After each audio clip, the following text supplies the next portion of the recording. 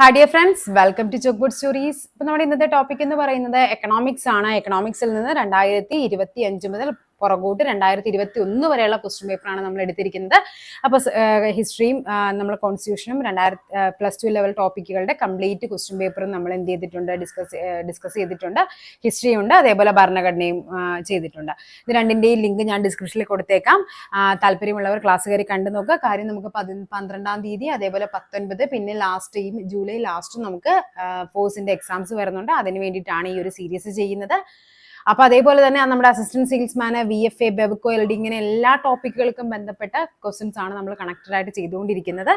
അപ്പൊ എന്ത് ചെയ്യാം, നമുക്ക് ക്ലാസ്സിലോട്ട് പോകാം. ഫസ്റ്റ് ക്വസ്റ്റ്യൻ നോക്കാം. താഴെ പറയുന്നവയിൽ RBIയുമായി ബന്ധമില്ലാത്ത പ്രസ്താവന.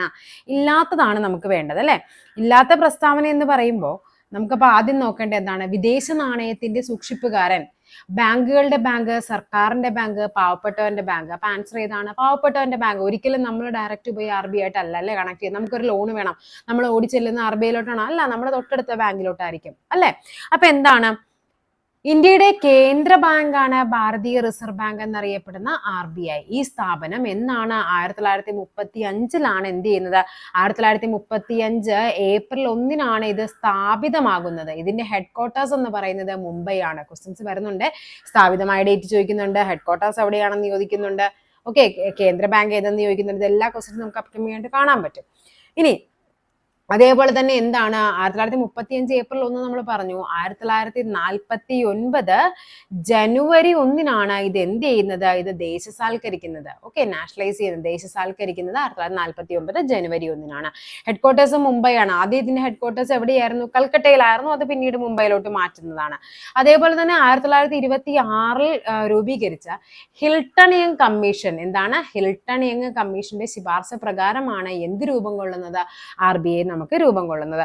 വായ്പകളുടെ നിയന്ത്രകൻ എന്നറിയപ്പെടുന്ന RBI ആണ് എങ്കിൽ, വായ്പകളുടെ നിയന്ത്രകൻ RBI ആണെങ്കിൽ ചെറുകിട വായ്പകളുടെ നിയന്ത്രകൻ ആരാണ്? വായ്പകളുടെ നിയന്ത്രകൻ, ഓക്കെ, അത് ആരാണ്? RBI ആണ്. എങ്കിൽ ചെറുകിട വായ്പകളുടെ നിയന്ത്രകൻ എന്നറിയപ്പെടുന്നത് അത് നബാർഡ് ആണ്. നബാർഡ്. ചെറുകിട വായ്പകളുടെ നിയന്ത്രകൻ എന്നറിയപ്പെടുന്നത് നബാർഡ് ആണ്. ഓക്കെ, നിലവിൽ ആരാണ് നമ്മുടെ RBIയുടെ ഗവർണർ എന്ന് പറയുന്നത്? 26ാമത്തെ വ്യക്തിയാണ്. ആരാണ്? സഞ്ജയ് മൽഹോത്രയാണ്. സഞ്ജയ് മൽഹോത്ര. പഠിച്ചു വെക്കണം, ചേരി ചോദിക്കും ചിലപ്പോ. ഇങ്ങനെ തന്നെ ചോദിക്കും. 26ാമത്തെ വ്യക്തി ആര്? 25ാമത്തെ വ്യക്തി ആര്? 25 ആരായിരുന്നു? ശക്തികാന്ത ദാസ് ആയിരുന്നു. 26 നിലവിൽ. അദ്ദേഹം ആരാണ്? സഞ്ജയ് മൽഹോത്രയാണ്. ഓക്കെ ആണല്ലോ. ഇനി ഭാരതീയ റിസർവ് ബാങ്ക്, ഇതൊക്കെ ടെക്സ്റ്റ് ബുക്ക് ഫാക്ട് ആണ്. ഞാൻ ഉൾപ്പെടുത്തിയിരിക്കുന്ന പിക്ചേഴ്സ് എല്ലാം ടെക്സ്റ്റ് ബുക്ക് ഫാക്ട് ആണ്. ഭാരതീയ റിസർവ് ബാങ്കിന്റെ ധർമ്മങ്ങൾ എന്ന് പറയുന്നത് നോട്ട് അച്ചടിച്ചിറക്കും, അതേപോലെ വായ്പകളെ നിയന്ത്രിക്കും. സർക്കാരിന്റെ ബാങ്ക്, ബാങ്കുകളുടെ ബാങ്ക് ഒക്കെ ആരാണ്? RBI ആണ്. കണ്ടോ, നോട്ട് അച്ചടിച്ചിറക്കൽ. അതായത് എന്താണ്? 1 രൂപ ഒഴികെയുള്ള എല്ലാ നോട്ടുകളും അച്ചടിച്ചിറക്കുന്നത് ഭാരതീയ റിസർവ് ബാങ്ക് ആണ് അല്ലെ. 1 രൂപയുടെ നോട്ടും അനുബന്ധ നാണയങ്ങളും ആരാണ്? കേന്ദ്ര ധനകാര്യ വകുപ്പാണ്. ചോദിക്കുന്ന ക്വസ്റ്റ്യൻ ആണ്. 1 രൂപ നോട്ടും മറ്റ് അനുബന്ധ നാണയങ്ങളും അടിച്ചിറക്കുന്നത് ആരാണ്? കേന്ദ്ര ധനകാര്യ വകുപ്പാണ്. നോട്ടടിക്കുന്നതിന് നിശ്ചിത മൂല്യം വരുന്ന സ്വർണമോ വിദേശ നാണ്യ ശേഖരമോ കരുതലായി സൂക്ഷിക്കുന്നുണ്ട്. വായ്പകളെ നിയന്ത്രിക്കുന്നു. ഭാരതീയ റിസർവ് ബാങ്ക് നോട്ട് അച്ചടിച്ച് വിതരണം ചെയ്യുക വഴി വായ്പകൾ വഴിയോ ആണ് ഇന്ത്യൻ സമ്പദ് വ്യവസ്ഥയിൽ പണത്തിന്റെ ലഭ്യത വർദ്ധിക്കുന്നത്. വായ്പയുടെ നിയന്ത്രണം റിസർവ് ബാങ്കിന്റെ ഒരു പ്രധാന ചുമതലയാണ്. പലിശ നിരക്കിൽ മാറ്റം വരുത്തിയാണ് ഇത് സാധിക്കുന്നത്. പലിശ നിരക്ക് കൂടുമ്പോൾ വായ്പയുടെ അളവ് കുറയുന്നു. പലിശ നിരക്ക് കുറയുമ്പോൾ സ്വാഭാവികമായിട്ട് എന്ത് പറ്റും? വായ്പയുടെ അളവ് കൂടുന്നു. അടുത്തത് പറയുന്നത് സർക്കാരിന്റെ ബാങ്കാണ്. എന്താണ്? കേന്ദ്ര സംസ്ഥാന സർക്കാരുകളുടെ ബാങ്കായി പ്രവർത്തിക്കുക എന്നത് റിസർവ് ബാങ്കിന്റെ ഒരു ധർമ്മമാണ്.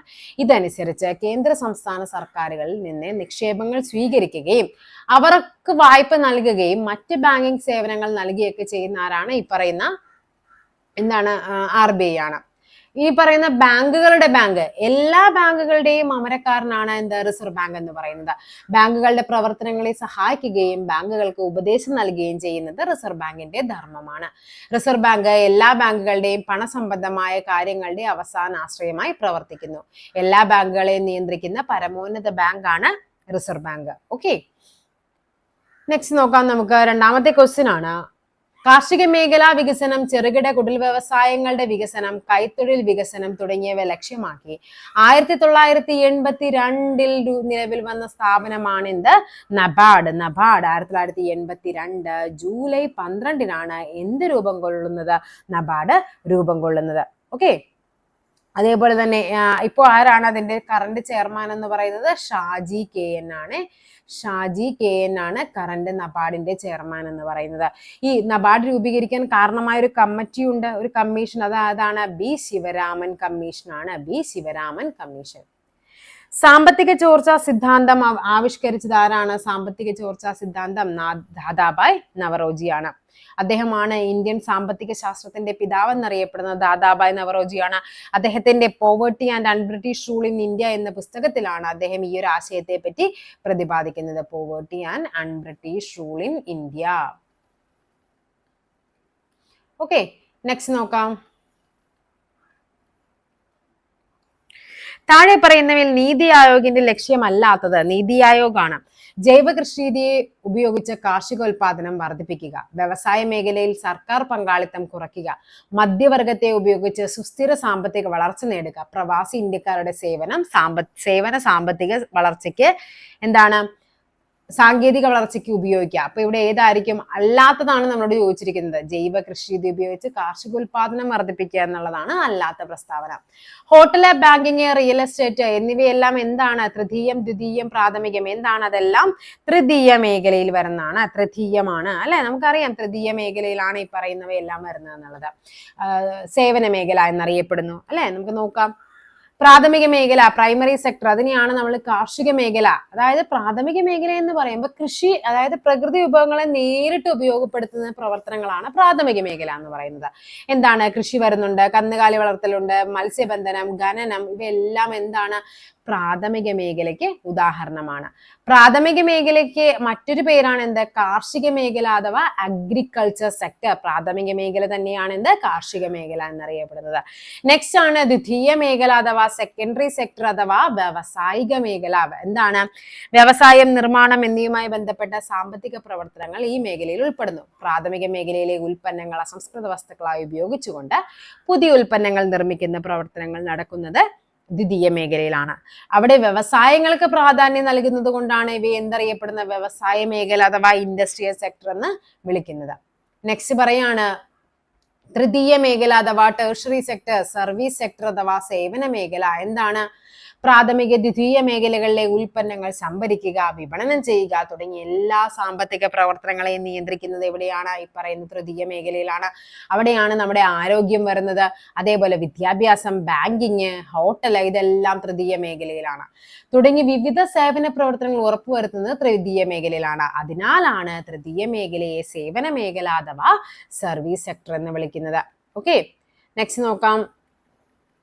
ഹിൽട്ടൺ യങ് കമ്മീഷൻ താഴെ പറയുന്നവയിൽ എന്തിന്റെ രൂപീകരണമാണ്? എന്താണ്? നമ്മൾ കുറച്ചു മുമ്പ് പറഞ്ഞാണ് അല്ലെ, RBIയുടെ രൂപീകരണവുമായിട്ട് ബന്ധപ്പെട്ടതാണ്. നികുതി, പൊതുചെലവ് എന്നിവയുമായി ബന്ധപ്പെട്ട് സമ്പത്ത് സ്ഥിരത കൈവരിക്കാനുള്ള ഗവൺമെന്റിന്റെ നയം അറിയപ്പെടുന്ന പേരാണ് എന്ത്? ധനനയം. നോക്കിക്കേ, ധനനയം അഥവാ fiscal policy text book fact ആണ് പറഞ്ഞിരിക്കുന്നത്.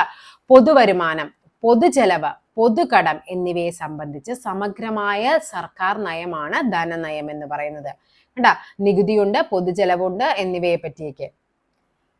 ധനകാര്യ വകുപ്പ് തയ്യാറാക്കുന്ന ഈ നയം നടപ്പിലാക്കുന്നത് ബജറ്റിലൂടെയാണ്. നിലവിലെ സാമ്പത്തിക സ്ഥിതി മെച്ചപ്പെടുത്താനും സാമ്പത്തിക സ്ഥിരത കൈവരിക്കാനും ഗവൺമെന്റിന് മാർഗനിർദ്ദേശം നൽകുന്ന ഒരു നയമാണ് ധനനയം അഥവാ ഫിസിക്കൽ പോളിസി. എന്തൊക്കെയാണ് ലക്ഷ്യങ്ങൾ? ഇത് കഴിഞ്ഞ പരീക്ഷയ്ക്ക് ചോദിച്ചിട്ടുണ്ടായിരുന്നു. ഈ ലക്ഷ്യങ്ങൾ പോയിന്റ് ബൈ പോയിന്റ് ആയിട്ട് തന്നിട്ട് കൂട്ടത്തിൽപ്പെടാത്ത ചോദിച്ചിട്ടുണ്ടായിരുന്നു.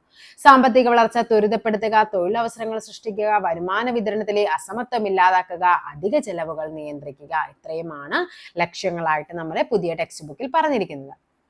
ഇറക്കുമതി ചുങ്കനിരക്ക് കുറച്ചു കൊണ്ടുവരിക എന്ന ലക്ഷ്യം ഏത് പരിഷ്കരണവുമായി ബന്ധപ്പെട്ടതാണ്? ഇറക്കുമതി ചുങ്കം എന്ന് പറഞ്ഞാൽ എന്താണ്? അല്ലെ? നമ്മൾ ഇങ്ങോട്ടേക്ക് ഒരു സാധനം മറ്റൊരു രാജ്യത്ത് നിന്ന് നമ്മുടെ നാട്ടിലേക്ക് കൊണ്ടുവരുമ്പോഴേക്ക് എന്താണ്? നികുതി കൊടുക്കണം. അത് കുറയ്ക്കുക എന്ന ലക്ഷ്യം എന്തായിരിക്കും? അതെന്ന് പറയുന്നത് വ്യാപാര നിക്ഷേപ പരിഷ്കാരങ്ങളാണ്. അതായത് മറ്റുള്ള രാജ്യങ്ങൾക്ക് നമ്മുടെ നാട്ടിൽ വന്ന് എന്ത് ചെയ്യണം? കച്ചവടം നടത്താനും നിക്ഷേപങ്ങളൊക്കെ നടത്താനായിട്ടും എന്താണ്? അവർക്കൊരു അല്ലെ, നികുതി ഭയങ്കര കൂടുതലാണ്. അവർക്ക് അവരുടെ സാധനത്തിന്റെ ഉൽപാദനത്തിന്, അതായത് അതിന്റെ പ്രൊഡക്ഷൻ കോസ്റ്റിനൊക്കെ കൂടുതലാണ് നികുതിയെങ്കിൽ അവർ എന്ത് ചെയ്യും? സ്വാഭാവികമായിട്ടും അവരോട് ഒന്ന് കച്ചവടം ചെയ്യാതെ വരും, അല്ലെ? അപ്പൊ എന്താണ്? ഇറക്കുമതി ചുങ്കം കുറയ്ക്കുമ്പോൾ സ്വാഭാവികമായിട്ട് അവർക്ക് എന്താണ്? നികുതി കുറവാണ്, നമുക്ക് അവിടെ പോയി സാധനങ്ങൾ വിൽക്കാം എന്നൊരു ഒരു ഇതിലേക്ക് നമ്മുടെ എന്താണ്? കച്ചവട സാധ്യത കൂടും. അപ്പൊ എന്താണ്? വ്യാപാര നിക്ഷേപ നയ പരിഷ്കാരങ്ങളാണ്. ഗ്രാമീണ മേഖലയിലുള്ള എല്ലാ ധനകാര്യ പ്രവർത്തനങ്ങളെയും ഏകോപിപ്പിക്കുന്നതാണ് ദേശീയ കാർഷിക ഗ്രാമീണ വികസന ബാങ്ക്, അല്ലെ? National agriculture rural development bank, നമ്മുടെ നബാർഡ്. ഓക്കെ. നീതി ആയോഗിന്റെ സാമ്പത്തിക ആരോഗ്യ സൂചിക 2025 പ്രകാരം ഏറ്റവും മുന്നിൽ നിൽക്കുന്നത് ഏതാണ്? അത് ഒഡീഷയാണ്. ഒഡീഷ കണ്ടോ? ഇത് നമ്മുടെ ധനകാര്യ ആരോഗ്യ സൂചിക 2025 ആണ്. ഇന്ത്യയുടെ സംസ്ഥാനതല സാമ്പത്തിക പ്രതിരോധ ശേഷി വെച്ചിട്ട് എന്താണ്? നീതി ആയോഗിന്റെ ധനകാര്യ ആരോഗ്യ സൂചിക പ്രകാരം എന്താണ്? ഇന്ത്യയുടെ GDP, ജനസംഖ്യാശാസ്ത്രം, മൊത്തം പൊതുചെലവ്, വരുമാനം, മൊത്തത്തിലുള്ള സാമ്പത്തിക സ്ഥിരത എന്നിവയിലേക്കുള്ള സംഭാവനയുടെ അടിസ്ഥാനത്തിലാണ് എന്ത് പറയുന്നത്?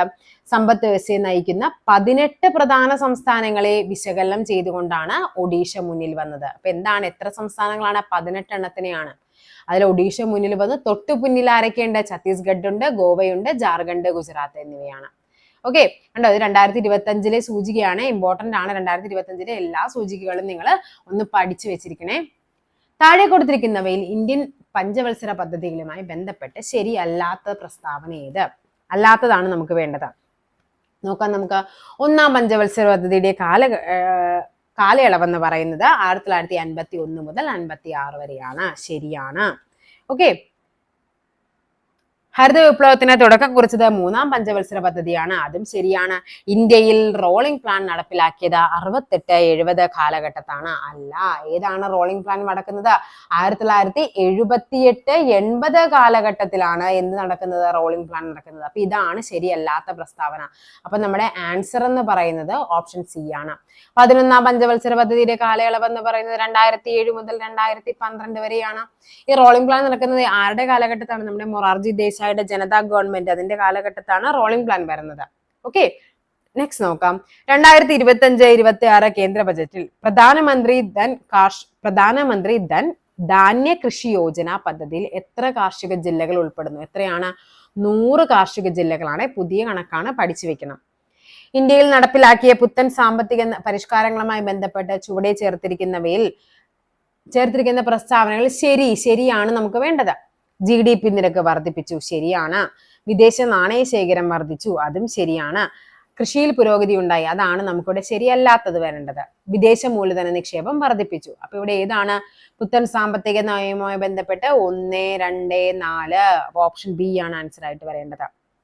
ഈ പുത്തൻ സാമ്പത്തിക നയം ഇതുമായിട്ട് ബന്ധപ്പെട്ട ക്വസ്റ്റ്യൻസ് എല്ലാം ഞാനത് ഡിസ്ക്രിപ്ഷനിൽ കൊടുത്തിരിക്കാം കേട്ടോ. നമ്മളൊരു PYQന്റെ ഒരു വീഡിയോ ഇതിന് മുന്നേ ചെയ്തിട്ടുണ്ട്. അതുമായിട്ട് അതിൽ നമ്മൾ പുത്തൻ സാമ്പത്തിക നയം എന്താണെന്നൊക്കെ നല്ല ഡീറ്റെയിൽ ആയിട്ട് പറയുന്നുണ്ട്. പുത്തൻ സാമ്പത്തിക നയവുമായിട്ട് ബന്ധപ്പെട്ട് നമുക്ക് പഠിക്കേണ്ട മറ്റൊരു പേരാണ് ആര്? PV നരസിംഹറാവു. PV നരസിംഹറാവുവിന്റെ കാലഘട്ടം, അദ്ദേഹമായിരുന്നു ആ സമയത്തെ പ്രധാനമന്ത്രി. ആ സമയത്താണ് പുത്തൻ സാമ്പത്തിക പരിഷ്കാരങ്ങൾ നടപ്പിലാക്കുന്നത്. ആ സമയത്തെ ധനകാര്യമന്ത്രിയായിരുന്നു ആര്? മൻമോഹൻ സിംഗ് ആയിരുന്നു ആ സമയത്തെ ധനകാര്യമന്ത്രി. ഓക്കെ. ധനകാര്യം. അതേപോലെ ആരാണ്? PV നരസിംഹറാവുവിന്റെ കാലഘട്ടം. നരസിംഹറാവു ആയിരുന്നു ആ സമയത്തെ പ്രൈം മിനിസ്റ്റർ എന്ന് പറയുന്നത്. അതേപോലെ തന്നെ ഈ പുത്തൻ സാമ്പത്തിക നയവുമായിട്ട് ബന്ധപ്പെട്ട് നമുക്ക് രണ്ടാണ്. ഒന്ന് സുസ്ഥിരമാക്കൽ നടപടിയുമുണ്ട്, ഒന്ന് ഘടനാപരമായ നടപടിയുണ്ട്. സുസ്ഥിരമാക്കൽ നടപടി എന്ന് പറയുന്നത് പെട്ടെന്ന് നമ്മൾ ഹ്രസ്വകാലമാണ്. പെട്ടെന്ന് നമുക്ക് എന്ത് ചെയ്യണം? നമ്മുടെ മൊത്തം ആടിക്കുഴഞ്ഞു നിൽക്കുന്ന നമ്മുടെ എക്കണോമിയെ നമ്മൾ എന്ത് ചെയ്യണം? ഒന്ന് സെറ്റ് ആക്കിയാണ് പെട്ടെന്ന് നടത്തേണ്ട കുറച്ച് കാര്യങ്ങളെയാണ് സുസ്ഥിരമാക്കൽ എന്ന് പറയുന്നത്. ഹ്രസ്വകാല നടപടിയാണ്. മറ്റേതെന്ന് പറയുന്നത് ഘടനാപരം എന്ന് പറയുന്നത് ദീർഘകാലമാണ്. അതായത് ഒരു ലോങ് ടൈം ഗോൾ അച്ചീവ്, അതായത് ഇന്ന വർഷം ഇന്ന കാര്യങ്ങളൊക്കെ നമുക്ക് അച്ചീവ് ചെയ്യണമെന്ന് കണക്കാക്കിക്കൊണ്ട് പതുക്കെ ചെയ്യേണ്ട കാര്യങ്ങളാണ് ഘടനാപരം എന്ന് പറയുന്നത്. ഓക്കെ. താഴെ പറയുന്ന വിവിധ ധനകാര്യ സ്ഥാപനങ്ങൾ, അവയുടെ ആസ്ഥാനങ്ങൾ എന്നിവ താഴെ പറയുന്ന പട്ടികയിൽ നിന്നും യോജിക്കാത്തത്. ഇതിങ്ങനെ തന്നെ പരീക്ഷയ്ക്ക് ഇനിയും റിപ്പീറ്റ് ചെയ്ത് ചോദിച്ചിട്ടുണ്ട്. ലോക വ്യാപാര സംഘടന ജനീവ ശരിയാണ്. ലോകബാങ്ക് വാഷിംഗ്ടൺ ആണ്. അന്താരാഷ്ട്ര നാണയനിധി വാഷിംഗ്ടൺ ആണ്. ഏഷ്യൻ വികസന ബാങ്ക് എവിടെയാണ്? ഫിലിപ്പൈൻസ്, മനില ഫിലിപ്പൈൻസ് ആണ്. എന്ന് പറയുന്നത് അല്ലെ. അപ്പൊ ഏഷ്യൻ വികസന ബാങ്ക് തെറ്റായത് ഏതാണ്? നമ്മുടെ ഓപ്ഷൻ ഡി ആണ് തെറ്റായിട്ട് വരേണ്ടത്. കണ്ടോ, പഠിക്കേണ്ട ഒരു പോയിന്റ് ആണ്. മസാത്തോ കാൻഡ ആരാണ്? Masato Kanda elected new president of Asian development bank. Asian development ബാങ്കിന്റെ പുതിയ പ്രസിഡന്റ് ആണ് മസാത്തോ കാൻഡ. കേട്ടോ, പഠിക്കണേ. ചോദിക്കാൻ ചാൻസ് കൂടുതലുള്ള ഒരു ക്വസ്റ്റൻ ആണ്. ഈ ഇടക്കാണ് അദ്ദേഹം മാറിയിരിക്കുന്നത്, മസാത്തോ കാൻഡ. നീതി ആയോഗിന്റെ ഇപ്പോഴത്തെ ചെയർമാൻ എന്ന് പറയുമ്പോൾ എപ്പോഴും ആരായിരിക്കും? പ്രധാനമന്ത്രിയാണ്. സോ നരേന്ദ്രമോദിയാണ് ഇപ്പോഴത്തെ ചെയർമാൻ. ആരാണ് വൈസ് ചെയർമാൻ വരുന്നത്? സുമൻ ബെറിയാണ് വൈസ് ചെയർമാൻ ആയിട്ട് വരേണ്ടത് അല്ലെ. അതേപോലെ തന്നെ ആരാണ് സിഇഒ ചീഫ് എക്സിക്യൂട്ടീവ് ഓഫീസർ ആരാണ്? BVR സുബ്രഹ്മണ്യം. BVR സുബ്രഹ്മണ്യം നീതി ആയോഗിന്റെ സിഇഒ. പരമേശ്വരൻ അയ്യർ ലോകബാങ്ക് എക്സിക്യൂട്ടീവ് ഡയറക്ടർ. അതായത് ആ സമയത്ത് പരമേശ്വർ അയ്യർ ആയിരുന്നു സിഇഒ. അദ്ദേഹം മാറിയിട്ടാണ് ആര് വരുന്നത്? BVR. അപ്പൊ പരമേശ്വർ അയ്യർ എങ്ങോട്ടേക്കാണ് പോയത്? ലോകബാങ്കിന്റെ എക്സിക്യൂട്ടീവ് ഡയറക്ടർ ആയിട്ടാണ്. നീതി ആയോഗിന്റെ നിലവിലെ സിഇഒ സുബ്രഹ്മണ്യം. നീതി ആയോഗിന്റെ ആദ്യ സിഇഒ ആരാണ്? സിന്ധുശ്രീ ഗുള്ളർ ആയിരുന്നു. നീതി ആയോഗിന്റെ സിഇഒയെയും വൈസ് ചെയർപേഴ്സണെയും ആരാണ് നിയമിക്കുന്നത്? പ്രധാനമന്ത്രി നിയമിക്കും. ഇന്ത്യൻ പ്രധാനമന്ത്രിയാണ് നീതി ആയോഗിന്റെ ചെയർമാൻ എന്ന് പറയുന്നത്. ഹരിത വിപ്ലവവുമായി ബന്ധപ്പെട്ട് ചുവടെ ചേർത്തിരിക്കുന്ന പ്രസ്താവനകളിൽ ശരിയായത് കണ്ടെത്താൻ. ഭക്ഷ്യധാന്യങ്ങളുടെ കാര്യത്തിൽ ഇന്ത്യ സ്വയം പര്യാപ്തത നേടി. അപ്പൊ ആദ്യം നമുക്ക് ഹരിത വിപ്ലവവുമായി ബന്ധപ്പെട്ട് കുറച്ച് നമുക്ക് പോയിന്റ് നമുക്ക് പുതിയ ടെക്സ്റ്റ് ബുക്കിൽ തന്നിരിക്കുന്ന വായിച്ചു നോക്കാം. സ്വാതന്ത്ര്യത്തിന് മുമ്പുള്ള ബ്രിട്ടീഷുകാരുടെ ഭൂനികുതി സമ്പ്രദായം കർഷകർക്ക് കടബാധ്യതയും ഭക്ഷ്യവിളകളോടുള്ള ബ്രിട്ടീഷുകാരുടെ അവഗണന ഭക്ഷ്യക്ഷാമവും സൃഷ്ടിച്ചു. സ്വാതന്ത്ര്യലബ്ധിക്ക് ശേഷമുള്ള കാർഷിക മേഖലയിലെ അടിസ്ഥാന സൗകര്യങ്ങളുടെ പരിമിതിയും കാലഹരണപ്പെട്ട സാങ്കേതിക വിദ്യകളുടെ ഉപയോഗവും കാർഷിക ഉൽപാദനക്ഷമത കുറയുന്നതിന് കാരണമായി.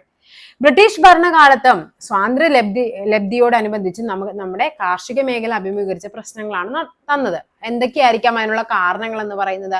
അതിൽ ഏറ്റവും ഇമ്പോർട്ടന്റ് ആയ കാര്യം എന്തായിരുന്നു? ബ്രിട്ടീഷ് നടപ്പിലാക്കിയ ഭൂനികുതി സമ്പ്രദായം പിന്നെ അടിസ്ഥാന സൗകര്യങ്ങളുടെ പരിമിതിയുമായിരുന്നു. നോക്കാം. സ്വാതന്ത്ര്യലബ്ധിയുടെ സമയത്ത് നമ്മുടെ രാജ്യത്തെ കാർഷിക രംഗം വിവിധങ്ങളായ പ്രശ്നങ്ങൾ അഭിമുഖീകരിച്ചു. ഈ പ്രതിസന്ധി പരിഹരിക്കാനായി സ്വതന്ത്ര ഇന്ത്യയിൽ ഭൂപരിഷ്കരണം, ഹരിത വിപ്ലവം എന്നീ പരിഷ്കരണങ്ങൾ നടപ്പിലാക്കി. അപ്പൊ എന്താണ്? കാർഷിക രംഗത്തെ പ്രശ്നങ്ങളൊക്കെ അഭിമുഖീകരിക്കാൻ ഉണ്ടാക്കിയ രണ്ടെണ്ണമാണ് എന്തൊക്കെ? ഭൂപരിഷ്കരണവും ഹരിത വിപ്ലവവും. ഭൂപരിഷ്കരണത്തിന്റെ ഭാഗമായി ഒരു വ്യക്തിക്ക് അയാളുടെ ഉടമസ്ഥയിൽ വയ്ക്കാവുന്ന ഭൂമിക്ക് പരിധി നിശ്ചയിച്ചു. ആ പരിധിക്ക് മുകളിലുള്ള ഭൂമിയെ മിച്ച ഭൂമിയായി കണക്കാക്കി ഗവൺമെന്റ് ഏറ്റെടുത്ത് ഭൂരഹിതരായ കർഷകർക്കും കുടിയാന്മാർക്കും വിതരണം ചെയ്തു. തൽഫലമായി കാർഷിക ഉൽപാദനം വർദ്ധിപ്പിച്ചു. ഇന്ത്യക്ക് മാതൃകയായി ഭൂപരിഷ്കരണ നിയമം ആദ്യമായി നടപ്പിലാക്കിയ സംസ്ഥാനങ്ങളിൽ ഒന്നാണ് കേരളം. അതാണ് ആ പോയിന്റ്, അത് മാഞ്ഞു പോയിട്ടുണ്ട്. കേരളം. അത്യുൽപാദന ശേഷിയുള്ള വിത്തിനങ്ങൾ പഠിക്കേണ്ട പോയിന്റുകളാണ്. ഇതാണ് നമുക്ക് സ്റ്റേറ്റ്മെന്റ് ആയിട്ട് ചോദിക്കാറുള്ളത്. അത്യുൽപാദന ശേഷിയുള്ള വിത്തിനങ്ങൾ, രാസവളങ്ങൾ, കീടനാശിനികൾ, പുത്തൻ സാങ്കേതിക വിദ്യകൾ, കുറഞ്ഞ നിരക്കിൽ വായ്പ, ശാസ്ത്രീയമായ ജലസേചനം എന്നിവ ഉപയോഗിച്ച് ഭക്ഷ്യധാന്യങ്ങളുടെ ഉൽപാദനം വൻതോതിൽ വർദ്ധിപ്പിച്ച പദ്ധതിയാണ് എന്ത്? ഹരിത വിപ്ലവം. ഭക്ഷ്യധാന്യങ്ങളിൽ പ്രധാനമായും ആദ്യഘട്ട നേട്ടം എവിടെയാണ്? ഗോതമ്പ് ഉൽപാദനത്തിലാണ്. അതിനാൽ ഇതിനെ ഗോതമ്പ് വിപ്ലവം എന്നും വിളിക്കുന്നു. അപ്പൊ ഹരിത വിപ്ലവത്തിന്റെ മറ്റൊരു പേരാണ് എന്ത്? ഗോതമ്പ് വിപ്ലവം. ഇന്ത്യൻ ഹരിത വിപ്ലവത്തിന്റെ പിതാവ് എന്നറിയപ്പെടുന്നത് ഡോക്ടർ MS സ്വാമിനാഥനാണ്. റിപ്പീറ്റഡ് ക്വസ്റ്റ്യൻ ആണ്. ഇന്ത്യൻ ഹരിത വിപ്ലവത്തിന്റെ പിതാവ്. 1925 ഓഗസ്റ്റ് 7 തമിഴ്നാട്ടിലെ കുംഭകോണത്താണ് അദ്ദേഹം ജനിച്ചത്. ഇന്ത്യൻ കാർഷിക ഗവേഷണ കൗൺസിലിന്റെ ആദ്യ ഡയറക്ടറായി പ്രവർത്തിച്ചു. അപ്പൊ അതും ചോദിക്കാൻ ചാൻസ് ഉണ്ട്. ഇന്ത്യൻ കാർഷിക ഗവേഷണ കൗൺസിലിന്റെ ആദ്യ ഡയറക്ടർ ആരായിരുന്നു? ആരാണ്? MS സ്വാമിനാഥനാണ്. ഓക്കെ. രാജ്യത്തെ 70% ജനങ്ങളും കാർഷിക വൃത്തിയിൽ ഏർപ്പെടുമ്പോഴും രാജ്യം ഭക്ഷ്യധാന്യങ്ങൾ ഇറക്കുമതി ചെയ്യുകയായിരുന്നു. ഇതിന് പരിഹാരം കാണുന്നതിനായി നോർമൻ ബോർലോഗുമായി സഹകരിച്ച് ഇന്ത്യൻ കാർഷിക മേഖലയിൽ ഹരിത വിപ്ലവ പരീക്ഷണം നടത്തി.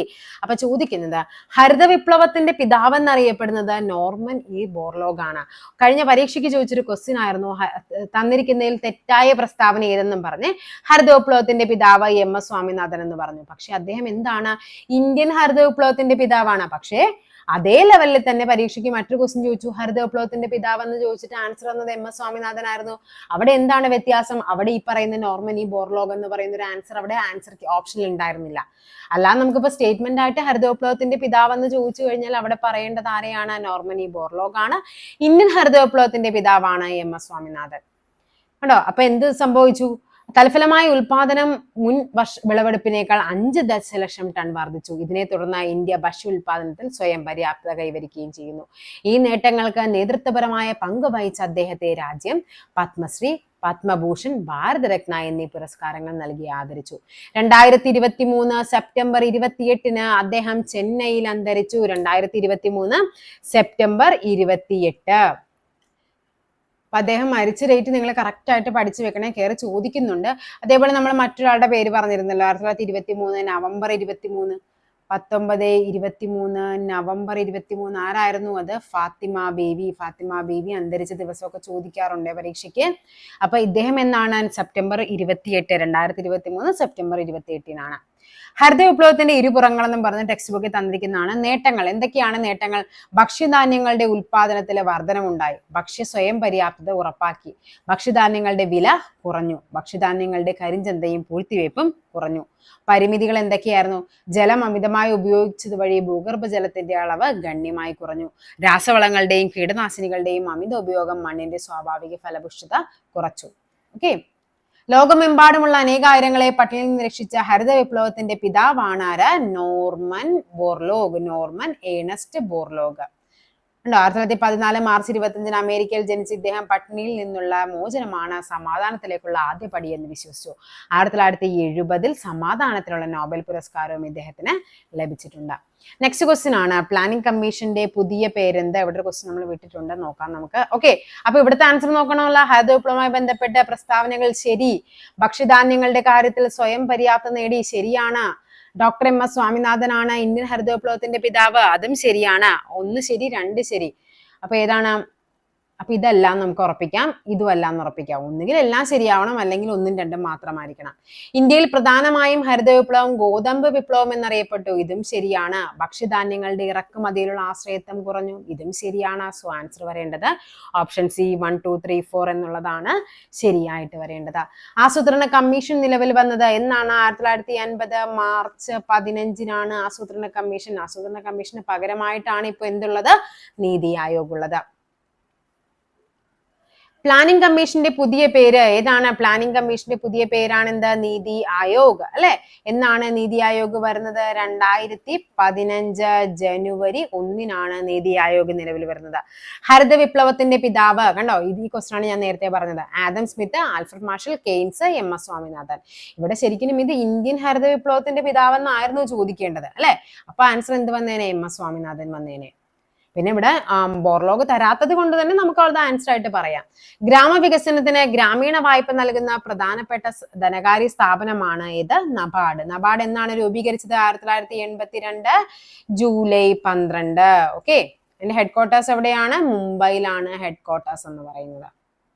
സാധനങ്ങളുടെ വില തുടർച്ചയായി വർദ്ധിക്കുന്ന പ്രതിഭാസത്തിന് പറയുന്ന പേരാണ് എന്ത്? സാധനങ്ങളുടെ വില കൂടി വരുവാണ്, അപ്പൊ അതിനെ പറയുന്ന പേര് പണപ്പെരുപ്പമാണ്. സാമ്പത്തിക വളർച്ച അളക്കുന്ന പ്രധാനപ്പെട്ട അളവുകോലാണ് എന്ത്? Gross domestic product, GDP. 2024-25 union budget parliament അവതരിപ്പിച്ചതാരാണ്? നിർമ്മല സീതാരാമൻ. ഇതുമായിട്ട് ബന്ധപ്പെട്ട കുറച്ച് പോയിന്റുകൾ നമുക്ക് പഠിക്കാനുണ്ട്.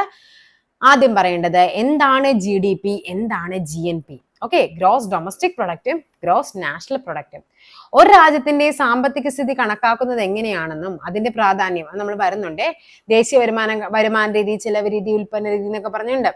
ഒരു സാമ്പത്തിക വർഷത്തിൽ രാജ്യത്തിന്റെ ആഭ്യന്തര അതിർത്തിക്കുള്ളിൽ ഉൽപ്പാദിപ്പിക്കപ്പെടുന്ന അന്തിമ സാധനങ്ങളുടെയും സേവനങ്ങളുടെയും ആകെ പണമൂല്യമാണ് മൊത്ത ആഭ്യന്തര ഉൽപാദനം അഥവാ ഗ്രോസ് ഡൊമസ്റ്റിക് പ്രൊഡക്റ്റ്. അതായത് രാജ്യത്തിന്റെ ആഭ്യന്തര അതിർത്തിയാണ്.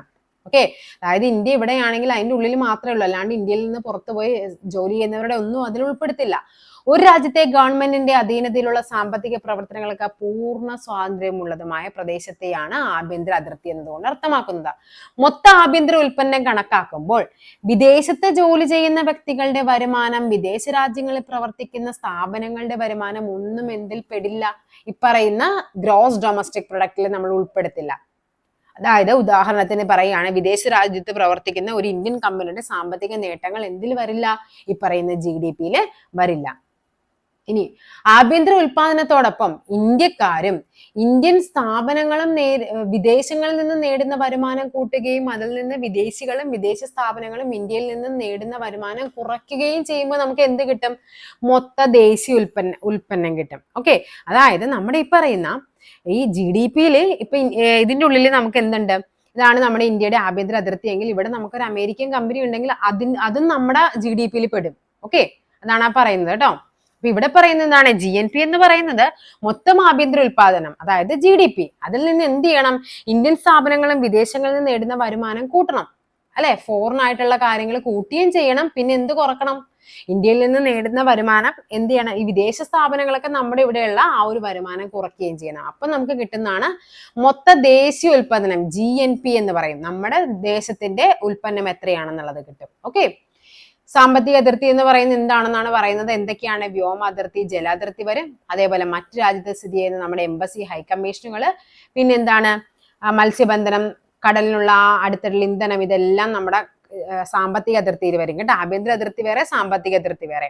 കസ്റ്റംസ് നിയന്ത്രണത്തിന് കീഴിലുള്ള ഓഫ് ഷോർ സംരംഭങ്ങൾ നടത്തുന്ന ഫ്രീ സോണുകൾ, ഇവയെല്ലാം സാമ്പത്തിക അതിർത്തിയിലാണ് വരുന്നത്.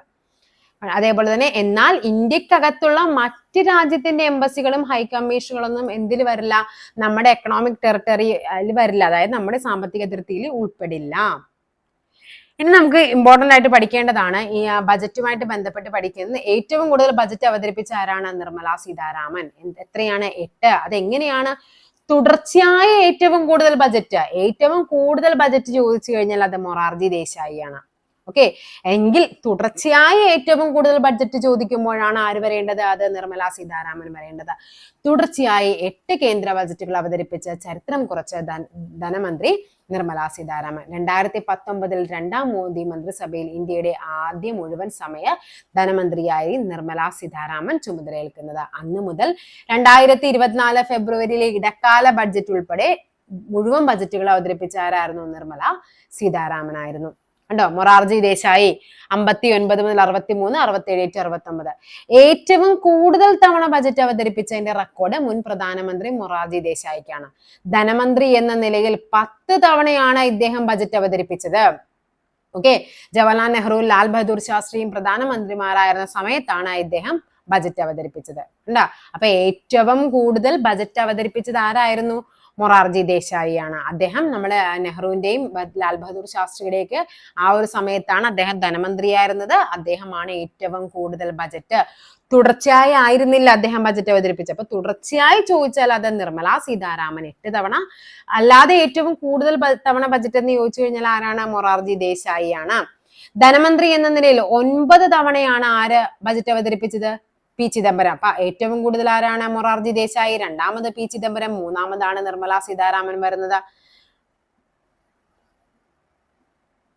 അടുത്ത നമുക്ക് നോക്കാം. യശ്വന്ത് സിൻഹ എന്താണ്? 7 തവണ. അപ്പൊ നിർമ്മല സീതാരാമൻ കഴിഞ്ഞാൽ പിന്നെ യശ്വന്ത് സിൻഹയാണ്. AB വാജ്പേയി പ്രധാനമന്ത്രിയായിരുന്ന സമയത്താണ് ഏറ്റവും കൂടുതൽ തവണ. പിന്നെ ഏതാണ്? 91-92 സാമ്പത്തിക വർഷത്തെ ബജറ്റും യശ്വന്ത് സിൻഹയാണ് അവതരിപ്പിച്ചത്. CD ദേശ്മുഖ്. ആരാണ് CD ദേശ്മുഖ്? ഇന്ത്യയുടെ ആദ്യത്തെ RBI ഗവർണർ ആയിരുന്നു. ആരാണ്? ഇന്ത്യക്കാരനാണ്. RBI ഗവർണർ ആരായിരുന്നു ആദ്യത്തേത്? ഓസ്ബോൺ സ്മിത്ത് ആണ്. പക്ഷെ ഇന്ത്യക്കാരനായ ആദ്യത്തെ ഗവർണർ ചോദിക്കുമ്പോൾ അത് ആരാണ്? CD ദേശ്മുഖ് ആണ്. 7 ബജറ്റാണ് അവതരിപ്പിച്ചത്. സ്വാതന്ത്ര്യാനന്തര ഇന്ത്യയുടെ സാമ്പത്തിക നയം രൂപപ്പെടുന്ന നിർണായക പങ്ക് വഹിച്ച വ്യക്തിയാണ് ആര്? CD ദേശ്മുഖ്. പുറംപണിയുമായി ബന്ധമില്ലാത്തത് ഏത്? ഔട്ട്സോഴ്സിംഗ് എന്ന് പറയുന്നത് എന്താണ്? ഇവിടെ നമുക്ക് ആൻസർ ആയിട്ട് വരേണ്ടത് 91 സാമ്പത്തിക പരിഷ്കരണങ്ങൾ, സേവന മേഖല, ആഗോളവൽക്കരണം, ഭൂപരിഷ്കരണമാണ് ബന്ധമില്ലാത്തത്. ഓപ്ഷൻ D 4 മാത്രമാണ് ബന്ധമില്ലാത്തത്. അപ്പൊ എന്താണ് പുറംപണി അല്ലെങ്കിൽ ഔട്ട്സോഴ്സിംഗ് എന്ന് പറയുന്നത്? അതായത് നമ്മൾ ഒരു കമ്പനിക്ക് നമുക്ക് ഏറ്റവും ആവശ്യമായിട്ടുള്ള കുറെ കാര്യങ്ങളുണ്ട് അല്ലെ. കമ്പ്യൂട്ടർ സേവനമുണ്ട്, സുരക്ഷയുണ്ട്, നിയമോപദേശമുണ്ട്. ഇതെല്ലാം പണ്ട് കാലങ്ങളിൽ അതാത് രാജ്യങ്ങളിൽ നിന്ന് തന്നെയായിരുന്നു സ്വീകരിച്ചുകൊണ്ടിരുന്നത്. പിന്നീട് എന്ത് ചെയ്തു? ഇങ്ങനത്തെ കാര്യങ്ങളൊക്കെ നമ്മൾ എന്ത് ചെയ്യുന്നുണ്ട്? പുറം രാജ്യങ്ങളിലേക്ക് നമ്മൾ കൊടുക്കാൻ തുടങ്ങി. അല്ലെങ്കിൽ നമ്മൾ എന്താ പുറം രാജ്യത്തെ ഇപ്പൊ നമ്മുടെ ഇവിടുത്തെ IT ഫോമിൽ വർക്ക് ചെയ്യുന്നവർക്ക് അറിയാൻ പറ്റും. അവർ കൂടുതലും എന്താണ്? അമേരിക്കൻ കമ്പനിയുടെ വർക്കാണ് ചെയ്യുന്നത്, അല്ലെങ്കിൽ എന്താണ്? ജർമ്മൻ കമ്പനിയാണ്, കാനഡയാണ് എന്നൊക്കെ പറഞ്ഞ് നമ്മൾ കേട്ടിട്ടില്ലേ? അതെന്താണ് കാര്യം? അവർക്ക് അവിടെ ഈ പറയുന്ന ഇപ്പൊ ഒരു ഡിജിറ്റൽ മാർക്കറ്റിംഗ് ആണെന്ന് വെക്കാം. ആ ഒരു കാര്യം അവർക്ക് അവിടെ ചെയ്യുന്നതിലും എന്താണ്? റേറ്റ് കുറച്ച് നമ്മുടെ നാട്ടിൽ ചെയ്യാൻ പറ്റും. ഉണ്ടോ? അതായത് നമ്മുടെ എന്താണ് കൂടുതലും എന്താണ് വേതനം കുറവായിരിക്കും, അതേപോലെ എഫിഷ്യന്റ് ആയ കുറച്ച് ആൾക്കാരെ കിട്ടും. അപ്പൊ അതൊക്കെ കൊണ്ട് തന്നെ പുറം പണി എന്ന് പറയുന്നത്, ഔട്ട്സോഴ്സിംഗ് എന്ന് പറയുന്നത് അതാണ്. അതായത് നമ്മുടെ രാജ്യത്തെ എന്താണ് മൊത്തത്തിൽ ഒന്ന് ഗ്ലോബലൈസ് ചെയ്യാൻ വേണ്ടിയിട്ട് വരുന്ന ഒരു കാര്യമായിരുന്നു ഈ പറയുന്ന പുറം പണി എന്ന് പറയുന്നത്. അതായത് സംഭവം ഇത്രയേ ഉള്ളൂ. പണ്ട് കാലങ്ങളിൽ നമ്മൾ അതാത് രാജ്യങ്ങളിൽ കൊടുത്തിരുന്ന വർക്കുകൾ എന്ത് ചെയ്യുന്നുണ്ട്, നമുക്കൊരു രാജ്യത്തിന് മറ്റു രാജ്യത്തേക്ക് ആ വർക്ക് കൊടുക്കുന്നത്, അതിനെയാണ് ഔട്ട്സോഴ്സിംഗ് അഥവാ പുറം പണി എന്ന് പറയുന്നത്. ഇന്ത്യയുടെ ധാതു കലവറ എന്നറിയപ്പെടുന്ന പ്രദേശമാണ് ഛോട്ടാ നാഗ്പൂർ. ഛോട്ടാ നാഗ്പൂർ പീഠഭൂമിയാണ് ഇന്ത്യയുടെ ധാതു കലവറ എന്ന് അറിയപ്പെടുന്നത്. ഇന്ത്യയിലെ ആസൂത്രണ കമ്മീഷനുമായി ബന്ധമില്ലാത്തത് 50 സ്ഥാപിതമായി, ശരിയാണ്. നീതി ആയോഗ് അതിന്റെ ഭാഗമായിട്ട് വന്നതല്ലേ, അപ്പൊ അതുമായിട്ട് ബന്ധമുള്ളതാണ്. ഇന്ത്യൻ പഞ്ചവത്സര പദ്ധതികൾ ആസൂത്രണ കമ്മീഷനുമായി ബന്ധമുള്ളതാണ്. റിസർവ് ബാങ്ക് ആണ് ആസൂത്രണ കമ്മീഷനുമായി ബന്ധമില്ലാത്തത്. സപ്തഋഷി എന്ന പദം താഴെ തന്നിരിക്കുന്നവയിൽ ഏതുമായി ബന്ധപ്പെട്ടിരിക്കുന്നു? സപ്തഋഷി എന്ന് പറയുന്നത് 2023-24 യൂണിയൻ ബജറ്റുമായി ബന്ധപ്പെട്ടതാണ് സപ്തഋഷി. ഇത് 2024 ക്വസ്റ്റ്യൻ ആണ്. നിങ്ങൾ ഇനി 2025-26 വർഷത്തെ ആ ബജറ്റ് നിങ്ങൾ നന്നായിട്ട് വായിച്ചിട്ട് വേണം പോകാനായിട്ട് കേട്ടോ. ആഗോളവൽക്കരണത്തിന്റെ പ്രധാന ലക്ഷ്യങ്ങളിൽ ഒന്നാണ് എന്ത്? ആഗോളവൽക്കരണം, പുറംപണി കരാർ, സ്വകാര്യവൽക്കരണം, ഉദാരവൽക്കരണം. എന്താണ് പ്രധാന ഫലങ്ങളിൽ ഒന്നാണ് പുറംപണി കരാർ. നമ്മൾ നേരത്തെ പറഞ്ഞു ഔട്ട്സോഴ്സിംഗ്. GST നിലവിൽ വന്നത് എന്നാണ്? 2017 ജൂലൈ 1-നാണ് GST നിലവിൽ വരുന്നത്. ജൂലൈ 1 അല്ലെ? ഗുഡ്സ് ആൻഡ് സർവീസ് ടാക്സ് കണ്ടോ, ചരക്ക് സേവന നികുതി, ഗുഡ്സ് ആൻഡ് സർവീസ് ടാക്സ് ആണ് GST എന്ന് പറയുന്നത്. രാജ്യത്ത് ഒറ്റ നികുതി എന്ന തത്വം നടപ്പിലാക്കുന്നത് ഭരണഘടനയിലെ 101-ാം ഭേദഗതിയാണ് 2016. 2017 ജൂലൈ 1-നാണ് നിലവിൽ വന്നതാണ് ഏകീകൃത പരോക്ഷ നികുതി സമ്പ്രദായമാണ് GST. അപ്പൊ എന്താണ് GST? അതേപോലെ തന്നെ പഠിക്കേണ്ട മറ്റൊരു പേരാണ് 122-ാം ഭേദഗതി ബില്ല്. അതും കൂടി ഒന്ന് നോക്കണേ. 101-ാം ഭേദഗതി പ്രകാരം അത് എത്രാമത്തെ ബില്ലായിരുന്നു? 122-ാം ഭേദഗതി ബില്ലായിരുന്നു. 1 നേഷൻ 1 ടാക്സ് 1 മാർക്കറ്റ് അതായിരുന്നു അതിന്റെ അർത്ഥവാക്യം എന്ന് പറയുന്നത്. GST ആദ്യമായിട്ട് നടപ്പിലാക്കിയത് ആസാമിലാണ്, രണ്ടാമതാണെങ്കിൽ ബീഹാറിലാണ്. 2017 ഓഗസ്റ്റ് 17-നാണ് എന്ത് കേരളത്തിൽ എന്ത് വരുന്നത്? ഈ പറയുന്ന നമ്മുടെ GST നിലവിൽ വരുന്നത് കേരളത്തില്. ഓക്കെ, ഇനി എന്താണ് ഇവിടെ ബാക്കി വായിച്ചു നോക്കാം. ഒരു സാമ്പത്തിക വർഷം വിറ്റുവരവ് സർക്കാർ നിശ്ചയിക്കുന്ന തുകയിൽ കൂടുതലാണെങ്കിൽ വ്യാപാരികളും നിർബന്ധമായും എന്ത് ചെയ്യണം? GST രജിസ്ട്രേഷൻ എടുക്കണം. നിലവിൽ 0%, 5%, 12, 18, 28 എന്നിങ്ങനെയുള്ള സ്ലാബുകളാണ് ഉള്ളത്. ഇത്തരത്തിൽ ഉപഭോക്താക്കളിൽ നിന്ന് ഈടാക്കുന്ന വിവിധ നിരക്കിലുള്ള നികുതികൾ വ്യാപാരികൾ സർക്കാരിലേക്ക് അടയ്ക്കേണ്ടതാണ്. കാലാനുസൃതമായി GST നിരക്കിൽ മാറ്റം വരാവുന്നതാണ്. ഓക്കെ, അതേപോലെ നമുക്ക് ജസ്റ്റ് ഇവിടെ നോക്കാം. എന്താണ് ഉദാരവൽക്കരണം എന്ന് പറഞ്ഞാൽ? അതായത് ഈ പറയുന്ന സാമ്പത്തിക പ്രവർത്തനങ്ങളൊക്കെ സർക്കാർ എന്ത് ചെയ്യണം? നിയന്ത്രണങ്ങൾ പരിമിതപ്പെടുത്തും. അതിനെയാണ് ഉദാരവൽക്കരണം എന്ന് പറയുന്നത്. കുറച്ചൊന്ന് ലിബറൽ ആക്കി കൊടുക്കും. സ്വകാര്യവൽക്കരണം എന്ന് പറയുമ്പോൾ എന്താണ്? വ്യവസായ വ്യാപാര രംഗങ്ങളിലൊക്കെ സർക്കാരിന്റെ നേരിട്ടുള്ള പങ്കാളിത്തം കുറയ്ക്കും. എല്ലാം പ്രൈവറ്റൈസേഷൻ ആക്കും, സ്വകാര്യ വ്യക്തികൾക്ക്. അപ്പൊ സ്വകാര്യവൽക്കരണം എന്ന് പറയുന്നതാണ്. അപ്പൊ എന്താണ് ആഗോളവൽക്കരണം? അതായത് ഈ പറയുന്ന മൂലധനം, സാങ്കേതിക വിദ്യ, ഉൽപ്പന്നം എന്നിവ നിയന്ത്രണമില്ലാതെ ഒരു രാജ്യത്ത് നിന്ന് മറ്റൊരു രാജ്യത്തേക്ക് വ്യാപിക്കും. ആഗോളവൽക്കരണം മൊത്തത്തിൽ, അതായത് ഭൂഗോളം മൊത്തത്തിൽ ഗ്ലോബലൈസ് ചെയ്യുന്നത്. ഓക്കെ, നീതി ആയോഗിന്റെ മായി ബന്ധപ്പെട്ട ശരിയായ പ്രസ്താവന. നയരൂപീകരണവും പദ്ധതികളുടെ ചട്ടക്കൂടും രൂപപ്പെടുത്തൽ. ശരിയാണ്. സഹകരണ ഫെഡറലിസം, നിരീക്ഷണവും വിലയിരുത്തലും ഇവയെല്ലാമാണ് നമുക്ക് ആൻസർ ആയിട്ട് വരേണ്ടത്. പ്രധാനമന്ത്രി ജൻധൻ യോജന നിലവിൽ വന്നത് PMJDY എന്താണ്? അത് ഓഗസ്റ്റ് 28, 2014 പ്രധാനമന്ത്രി ജൻധൻ യോജന നിലവിൽ വരുന്നത്. ഓഗസ്റ്റ് 28. ഇന്ത്യൻ ആസൂത്രണത്തിന്റെ പിതാവാണ് ആര്? Visvesvaraya. Planned economy for India എന്ന പുസ്തകം ആരുടേതാണ്? അത് ഈ വിശ്വേശ്വരയ്യയുടേതാണ്. അതേപോലെ അദ്ദേഹത്തിന്റെ ജന്മദിനമായ സെപ്റ്റംബർ 15 എന്താണ്? എഞ്ചിനീയേഴ്സ് ഡേ ആണ്. Engineers day.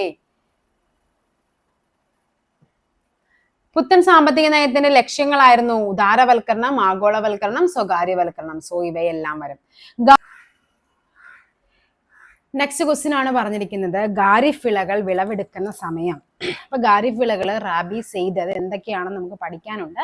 അപ്പൊ നമുക്ക് നോക്കാം. ഖാരിഫ് എന്ന് പറയുമ്പോൾ ജൂൺ ടു സെപ്റ്റംബർ വരെയാണ് കാർഷിക കാലം എന്ന് പറയുന്നത്. ഖാരിഫ് നമ്മളോട് ചോദിച്ചിരിക്കുന്നത് വിളവെടുപ്പാണ്. അപ്പൊ സെപ്റ്റംബർ ആയിട്ട് ഏകദേശം അവസാന സമയമായിരിക്കും അല്ലെ. അപ്പൊ അതിൽ വരുന്നത് ഏതാണ്? സെപ്റ്റംബർ ടു ഒക്ടോബർ ആണ്. ഉഷ്ണമേഖലാ വിളകളായ എന്തൊക്കെയാണ് ഖാരിഫ് എന്ന് പറയുന്നത്? നെല്ല്, പരുത്തി, ചണം, ബജ്ര, തുവര ഇവയൊക്കെയാണ് ഖാരിഫ് വിളകൾ. റാബി ആണെങ്കിൽ എന്താണ്? ഒക്ടോബർ ടു മാർച്ച് ആണ്. മിതോഷ്ണ ഉപോഷ്ണ വിളകളാണ്. ഗോതമ്പുണ്ട്, പയറുവർഗ്ഗങ്ങള്, കടുക്, ബാർലി ഒക്കെ എവിടെയാണ് വരുന്നത്? റാബിയിലാണ്. സെയ്ദ് ആണെങ്കിൽ ഏപ്രിൽ ജൂൺ ആണ്. ഏപ്രിൽ ജൂൺ നമ്മുടെ വേനൽക്കാല കൃഷിയാണ് കൂടുതൽ. പച്ചക്കറി, പഴങ്ങള്, കാലിത്തീറ്റയൊക്കെയാണ്. ഹരിത വിപ്ലവത്തിന്റെ ഏഷ്യൻ ഭവനം എന്നറിയപ്പെടുന്നത് ഫിലിപ്പൈൻസ് ആണ്. ഫിലിപ്പൈൻസ് 2022-23 ഇന്ത്യയുടെ നവീകരണം ലക്ഷ്യമാക്കി നീതി ആയോഗ് ആരംഭിച്ച സംരംഭമാണ് strategy for new India at 75. ഇപ്പൊ ഉണ്ട് വികസിത ഭാരത് അറ്റ് 2047 എന്ന് പറയുന്നത്. ആ ഒരു ടോപ്പിക് ഒന്ന് നോക്കേണ്ടതാണ്. വികസിത് ഭാരത് അറ്റ് 2000 ഒരു ഗവേണിംഗ് കൗൺസിലിംഗിന്റെ മീറ്റിംഗിന്റെ ഒക്കെ സ്ട്രാറ്റജി അത് തന്നെയായിരുന്നു. വികസിത് ഭാരത് അറ്റ് 2047 എന്നുള്ളത്. 2023 ലോകബാങ്കിന്റെ ലോജിസ്റ്റിക് പെർഫോമൻസ് സൂചികയിൽ ഇന്ത്യയുടെ സ്ഥാനം എന്ന് പറയുന്നത് 38 ആണ്. 38 ഇന്ത്യ സ്കൈ റോക്കറ്റിംഗ് ലോജിസ്റ്റിക് അതായത് 2014 54-ാം പൊസിഷനിലായിരുന്നു. 2023 എത്തിയപ്പോഴേക്കും അത് 38-ാമത്തെ പൊസിഷനിലോട്ട് വന്നിട്ടുണ്ട്. 1-ാം സ്ഥാനം സിംഗപ്പൂർ, 2-ാം സ്ഥാനം ഫിൻലാൻഡ് ഒക്കെ ആയിരുന്നേ. കർഷകർക്ക് അവരുടെ ഉൽപ്പന്നങ്ങൾ ആദായകരമായ വില ഉറപ്പാക്കുക എന്ന ലക്ഷ്യത്തോടെ ആരംഭിച്ച പദ്ധതിയാണ് PM ആശാ യോജന. ഹരിത വിപ്ലവവുമായി ബന്ധപ്പെട്ട് ശരിയായ പ്രസ്താവനകൾ ഏതെല്ലാം? ബഫർ സ്റ്റോക്ക് സൃഷ്ടിക്കുന്നതിന് ആവശ്യമായ ഭക്ഷ്യധാന്യങ്ങൾ സംഭരിക്കുവാൻ ഗവൺമെന്റിന് സാധിച്ചു. ശരിയാണ്. പാവപ്പെട്ടവർക്ക് ഗുണകരമായ വിധത്തിൽ ഭക്ഷ്യധാന്യങ്ങളുടെ വില കുറഞ്ഞു. അതും ശരിയാണ്. സമ്പന്ന കർഷകരും ദരിദ്ര കർഷകരും തമ്മിലുള്ള അന്തരം വർദ്ധിച്ചു. ഇതും ശരിയാണ്. ഇവിടെ എല്ലാം ശരിയാണ്. 1, 2, 3 എന്നിവയെല്ലാം എന്നുള്ളതാണ് ആൻസർ. നെക്സ്റ്റ് ക്വസ്റ്റ്യൻ നോക്കാം എന്താ പറഞ്ഞിരിക്കുന്നതെന്ന്. ആദ്യത്തെ 50 വർഷ കാലയളവിലെ പഞ്ചവത്സര പദ്ധതികൾ പൊതുമേഖലയുമായി ബന്ധപ്പെട്ട് ശരിയായ പ്രസ്താവനകൾ. 1-ാം പഞ്ചവത്സര പദ്ധതി മുതൽ 5 വരെയുള്ള പഞ്ചവത്സര പദ്ധതി വരെ പൊതുമേഖലയ്ക്കുള്ള മുതൽ മുടക്കിന്റെ വിഹിതത്തിൽ വർധനമുണ്ടായി. ഇവിടെ എന്താണ്? ഇത് ശരിയാണ്. 6 മുതൽ 8 വരെയുള്ള പഞ്ചവത്സര പദ്ധതികൾ പൊതുമേഖലയ്ക്കുള്ള മുതൽ മുടക്കിന്റെ വിഹിതം കുറഞ്ഞു. ഇതും ശരിയാണ്. ഓപ്ഷൻ A 1ഉം 2ഉം എന്താണ് ഇവിടെ ശരിയായ പ്രസ്താവനകളാണ്. 2018 ജനുവരിയിൽ ആരംഭിച്ച ആസ്പിറേഷണൽ ഡിസ്ട്രിക്ട് പ്രോഗ്രാം പ്രകാരം ഉൾപ്പെട്ട കേരളത്തിലെ ജില്ലയാണ് വയനാട്. 91 പുതിയ സാമ്പത്തിക നയത്തിന്റെ ഭാഗമായുള്ള വ്യാപാര നയ പരിഷ്കാരങ്ങൾ ലക്ഷ്യം വെച്ചത് ഇറക്കുമതിയിലും കയറ്റുമതിയിലുമുള്ള നിയന്ത്രണങ്ങൾ പൊളിച്ചെഴുതുക. ശരിയാണ്. താരിഫ് നിരക്കുകൾ കുറയ്ക്കുക. അതും ശരിയാണ്. ഇറക്കുമതിക്കുള്ള ലൈസൻസിംഗ് നടപടിക്രമങ്ങൾ ഒഴിവാക്കുക. അപ്പൊ ഇവിടെ ഏതാണ്? മുകളിൽ പറഞ്ഞവയെല്ലാം പുത്തൻ സാമ്പത്തിക നയമായിട്ട് ബന്ധപ്പെട്ട്. ഓക്കെ, നെക്സ്റ്റ് ക്വസ്റ്റ്യനിലേക്ക് പോകാം. എന്താണ് പറഞ്ഞിരിക്കുന്നത് നോക്കിക്കേ. ഹരിത വിപ്ലവവുമായി ബന്ധപ്പെട്ട് ചുവടെ ചേർത്തിരിക്കുന്ന പ്രസ്താവനകളിൽ ശരിയാണ് നമുക്ക് വേണ്ടത് അല്ലെ. ഭക്ഷ്യധാന്യങ്ങളുടെ കാര്യത്തിൽ ഇന്ത്യ സ്വയം പര്യാപ്തത നേടി. ഇതെല്ലാ പോയിന്റ്സും നമ്മൾ പറഞ്ഞതാണ്. ഡോക്ടർ MS സ്വാമിനാഥൻ ഇന്ത്യൻ ഹരിത വിപ്ലവത്തിന്റെ പിതാവ് എന്നറിയപ്പെട്ടു. ഭക്ഷ്യധാന്യങ്ങളുടെ ഇറക്കുമതിയിലുള്ള ആശ്രയത്വം കുറഞ്ഞു. ഇന്ത്യയിൽ ഹരിത വിപ്ലവം പ്രധാനമായും ഗോതമ്പ്, അരി എന്നീ ഭക്ഷ്യധാന്യങ്ങൾ ഊന്നൽ നൽകി. അപ്പൊ ഇവിടെ എന്താണ്? ഇവിടെ എല്ലാം ശരിയായ പ്രസ്താവനകളാണ്. താഴെ കൊടുത്തിരിക്കുന്ന കാർഷിക വിളകളിൽ നാണ്യവിള അല്ലാത്തത് പുകയില, കാപ്പി, കരിമ്പ്, ചോളം ഏതാണ്? ഭക്ഷ്യവിളയായിട്ട് വരുന്നത് ചോളമാണ്. നാണ്യവിള അല്ലാത്തതല്ലേ ചോദിച്ചിരിക്കുന്നത്. ഒരു സമ്പദ് വ്യവസ്ഥ അഭിമുഖീകരിക്കുന്ന അടിസ്ഥാന സാമ്പത്തിക പ്രശ്നങ്ങളിൽ ഉൾപ്പെടാത്തത് എന്തുൽപാദിപ്പിക്കണം? അത് ഉൾപ്പെടുന്നതാണ്. എങ്ങനെ ഉൽപ്പാദിപ്പിക്കണം, ആർക്കു വേണ്ടി ഉൽപ്പാദിപ്പിക്കണം, എപ്പോൾ ഉൽപ്പാദിപ്പിക്കണം എന്നുള്ളതാണ് അതിൽ ഉൾപ്പെടാത്തത്. ഉപഭോക്താവിന്റെ സന്തുലിതാവസ്ഥ ഉണ്ടാകുന്നത് എപ്പോഴാണ്? ഉപഭോക്താവിന് സന്തുലിതാവസ്ഥ ഉണ്ടാകുന്നത് ബജറ്റ് ലൈനിൽ നിസ്സംഗതാ വക്രത്തിൽ. ബജറ്റ് ലൈനും നിസ്സംഗതാ വക്രവും കൂട്ടിമുട്ടുന്ന ബിന്ദുവിൽ. ചോദന വക്രത്തിൽ. എവിടെയാണ്? അത് ബജറ്റ് ലൈനും നിസ്സംഗതാ വക്രവും കൂട്ടിമുട്ടുന്ന ബിന്ദുവിലാണ് ഉപഭോക്താവിന് എന്തുണ്ടാകുന്നത്? സന്തുലിതാവസ്ഥ ഉണ്ടാകുന്നത്. ആസ്തികളിൽ ഏറ്റവും ലിക്വിഡായ രൂപമാണ് പണം. ഒരു വ്യക്തിയുടെ വരുമാനം ഇതിൽ ഏതാണ്? വരുമാനം എന്നത് 0 ആകാം, പോസിറ്റീവ് ആകാം, നെഗറ്റീവ് ആകാം. സോ ഇവയെല്ലാം വരും. ഉൽപാദന ഘടകങ്ങളുടെ ഡിമാൻഡ് എന്താണ്? Direct demand, derived demand. ഉൽപാദന ഘടകങ്ങൾ എന്ന് പറയുന്നത് ഡിറൈവ്ഡ് ഡിമാൻഡ് ആണ്. കേന്ദ്ര ബാങ്ക് വാണിജ്യ ബാങ്കുകൾക്ക് വായ്പ നൽകുമ്പോൾ ഈടാക്കുന്ന പലിശയാണ് എന്ത്? കേന്ദ്ര ബാങ്ക് വാണിജ്യ ബാങ്കുകൾക്ക് വായ്പ നൽകുമ്പോൾ ഈടാക്കുന്ന പലിശ അറിയപ്പെടുന്ന പേരാണ് ബാങ്ക് റേറ്റ്, ബാങ്ക് നിരക്ക് എന്ന് പറയും. ഇന്ത്യയുടെ ദേശീയ വരുമാനം കണക്കാക്കുമ്പോൾ ഒഴിവാക്കുന്നത് വാടക, ലാഭം, വേതനം. ഏതാണ്? അത് വീട്ടമ്മമാരുടെ സേവനമാണ് നമ്മൾ ഒഴിവാക്കി കളയുന്നത്. നീതി ആയോഗ് നിലവിൽ വന്നത് എന്നാണ്? ജനുവരി 1, 2015. മാർച്ച് 15, 1980. അതെന്താണ്? അത് ആസൂത്രണ കമ്മീഷനാണ് അല്ലെ. ഒന്നാം പഞ്ചവത്സര പദ്ധതി ഏത് മോഡലിനെ അടിസ്ഥാനപ്പെടുത്തിയുള്ളതാണ്? ഒന്നാം പഞ്ചവത്സര പദ്ധതിയാണ് ഹരോഡ് ഡോമർ മോഡൽ എന്നറിയപ്പെടുന്നത്. 1951 മുതൽ 56 വരെയാണ്. ഇതിനെയാണ് കാർഷിക പദ്ധതി എന്നറിയപ്പെടുന്നത്. കാർഷിക പദ്ധതി. അതേപോലെ തന്നെ ഇതിൽ നടത്തിപ്പിൽ വഹിച്ച അതേപോലെ ആമുഖം തയ്യാറാക്കുന്നതിലും അതിന്റെ കരട് രൂപം തയ്യാറാക്കിയ മലയാളിയാണ് ആര്? KN രാജ്. അതേപോലെ തന്നെ 5 IIT ഈ സമയത്താണ് രൂപം കൊണ്ടത്. UGC രൂപം കൊണ്ടത് ഈ സമയത്താണ്. വൻകിട ജലസേചന പദ്ധതികളായ ബക്രാനങ്കല്, അതേപോലെ ഹിരാക്കുഡ്, ദാമോദർ വാലിയൊക്കെ ഈ സമയത്താണ് രൂപം കൊള്ളുന്നത്. 2024 ലോക വ്യാപാര സംഘടനയുടെ മിനിസ്റ്റീരിയൽ കോൺഫറൻസിന് ആതിഥേയത്വം വഹിച്ച രാജ്യമാണ് UAE. ഹരിത വിപ്ലവവുമായി ബന്ധപ്പെട്ടിരിക്കുന്നത് ആരാണ്? MS സ്വാമിനാഥൻ. സപ്തഋഷി എന്താണ്? 2023-24 ബജറ്റ് ആണ്. 2023 G20 ഉച്ചകോടി ഒഫീഷ്യൽ മീറ്റിംഗ് നടന്നത് എവിടെയാണ്? കുമരകത്താണ്. കേരളത്തിലെ കുമരകത്താണ്. പുത്തൻ സാമ്പത്തിക നയത്തിന്റെ പ്രധാന ലക്ഷ്യങ്ങളാണ് ആധുനികവൽക്കരണം, ഉദാരവൽക്കരണം, സ്വകാര്യവൽക്കരണം എന്നിവ. സോ ആൻസർ ചെയ്ത് വരും ഇവയെല്ലാം. ഓപ്പറേഷൻ ഫ്ലഡ് എന്താണ്? ക്ഷീരവികസനം. 2023 G7 ഉച്ചകോടിയുടെ വേദിയാണ് ഇത്? ഹിരോഷിമ. 2023 ഹിരോഷിമ. 2024 ആണെങ്കിൽ ഇറ്റലിയിലെ എവിടെയാണ്? ബോർഗോ എഗാൻസിയ എന്ന സ്ഥലത്താണ്. ബോർഗോ എഗാൻസിയ. ഓക്കെ. ഇനി 2025 എവിടെയാണ്? ഇതാണ് 2025 G7 ഉച്ചകോടിയിൽ പങ്കെടുക്കാൻ പ്രധാനമന്ത്രി കാനഡയിലേക്ക്. അപ്പൊ എവിടെയാണ്? കാനഡയിലെ ഏതാണ്? കനാനാസ്കിസി. ആ സ്ഥലത്തിന്റെ പേരും കൂടി ഒന്ന് പഠിച്ചു വെക്കണേ. കാനഡ, കനാനാസ്കിസി. 51ാമത് G7 ഉച്ചകോടിയാണ്. അപ്പൊ ചിലപ്പോൾ അങ്ങനെ ചോദിക്കാനോ, 51ാമത് G7 ഉച്ചകോടി നടക്കുന്ന സ്ഥലം ഏതെന്ന് ചോദിക്കാം. എവിടെയാണ്? കാനഡയാണ്. ഇത് G20 ഉച്ചകോടിയാണ്. 2024 എവിടെയാണ്? ബ്രസീലാണ്. 2023 ഇന്ത്യയായിരുന്നു. അതേപോലെ 2025 G20 ഉച്ചകോടി എവിടെ വെച്ചിട്ടാണ്? സൗത്ത് ആഫ്രിക്കയിലാണ്. നീതി ആയോഗിന്റെ ആദ്യത്തെ വൈസ് ചെയർമാൻ ആരാണ്? ആദ്യത്തെ vice chairman Arvind Panagariya. Planning commission സ്ഥാപിക്കപ്പെട്ടത് 1950 മാർച്ച് 15. നിലവിലെ നീതി ആയോഗിന്റെ വൈസ് ചെയർമാൻ ആരാണ്? വൈസ് ചെയർമാൻ സുമൻ ബെറിയാണ് അല്ലെ. നിലവിലെ CEO ആരാണ്? അത് BVR സുബ്രഹ്മണ്യമാണ്. ആഗോളവൽക്കരണം ത്വരിതപ്പെടുത്തുന്ന സംഘടനയാണ് വേൾഡ് ട്രേഡ് ഓർഗനൈസേഷൻ, ലോക വ്യാപാര സംഘടന.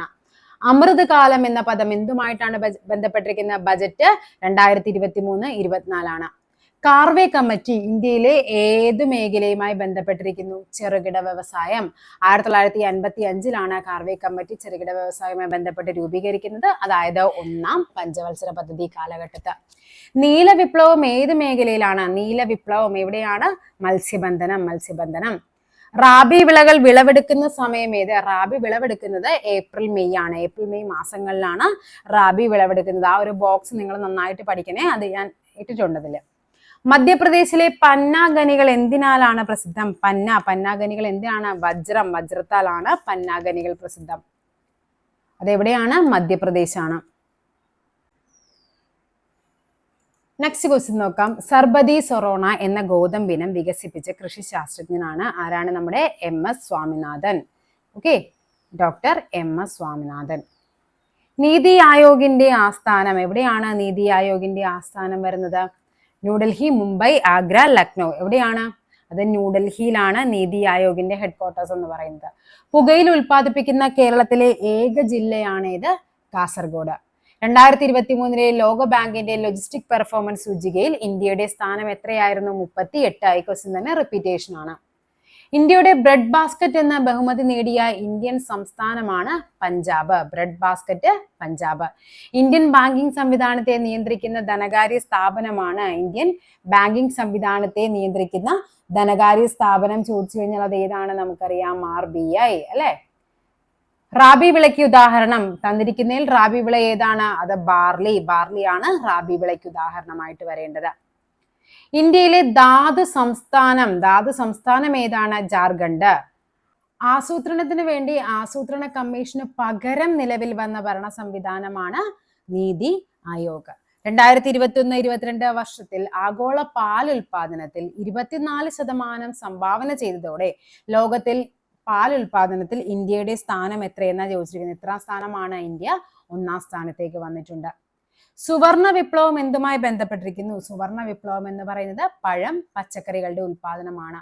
മഞ്ഞുകാലത്തെ ആശ്രയിച്ചുള്ള കൃഷിയാണ് റാബി.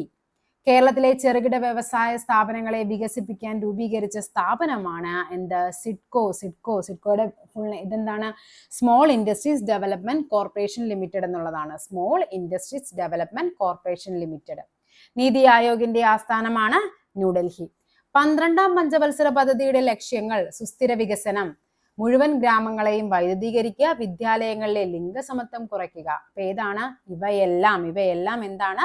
നമ്മുടെ 12-ാം പഞ്ചവത്സര പദ്ധതിയാണ്. അതായത് 2012 മുതൽ 2017 വരെയാണ് 12-ാം പഞ്ചവത്സര പദ്ധതി.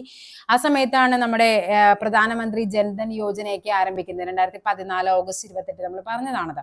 അതേപോലെ മുദ്രാ ബാങ്ക് വരുന്നതൊക്കെ 12-ാം പഞ്ചവത്സര പദ്ധതി കാലഘട്ടത്താണ്. ലോക പയറുവർഗ ദിനമാണ് ഫെബ്രുവരി 10.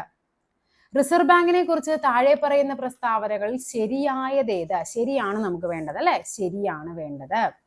റിസർവ് ബാങ്ക് ദേശസാൽക്കരിച്ചത് 1949 ജനുവരി 1-നാണ്. ശരിയായ പ്രസ്താവനയാണ്. റിസർവ് ബാങ്കിന്റെ ആദ്യത്തെ ഇന്ത്യക്കാരനായ ഗവർണർ ഓസ്ബോൺ സ്മിത്ത് ആണ്. ഇന്ത്യക്കാരനായ ആദ്യ ഗവർണർ ആരാണ്? അത് CD ദേശ്മുഖ് ആണ്. ദേശ്മുഖ്.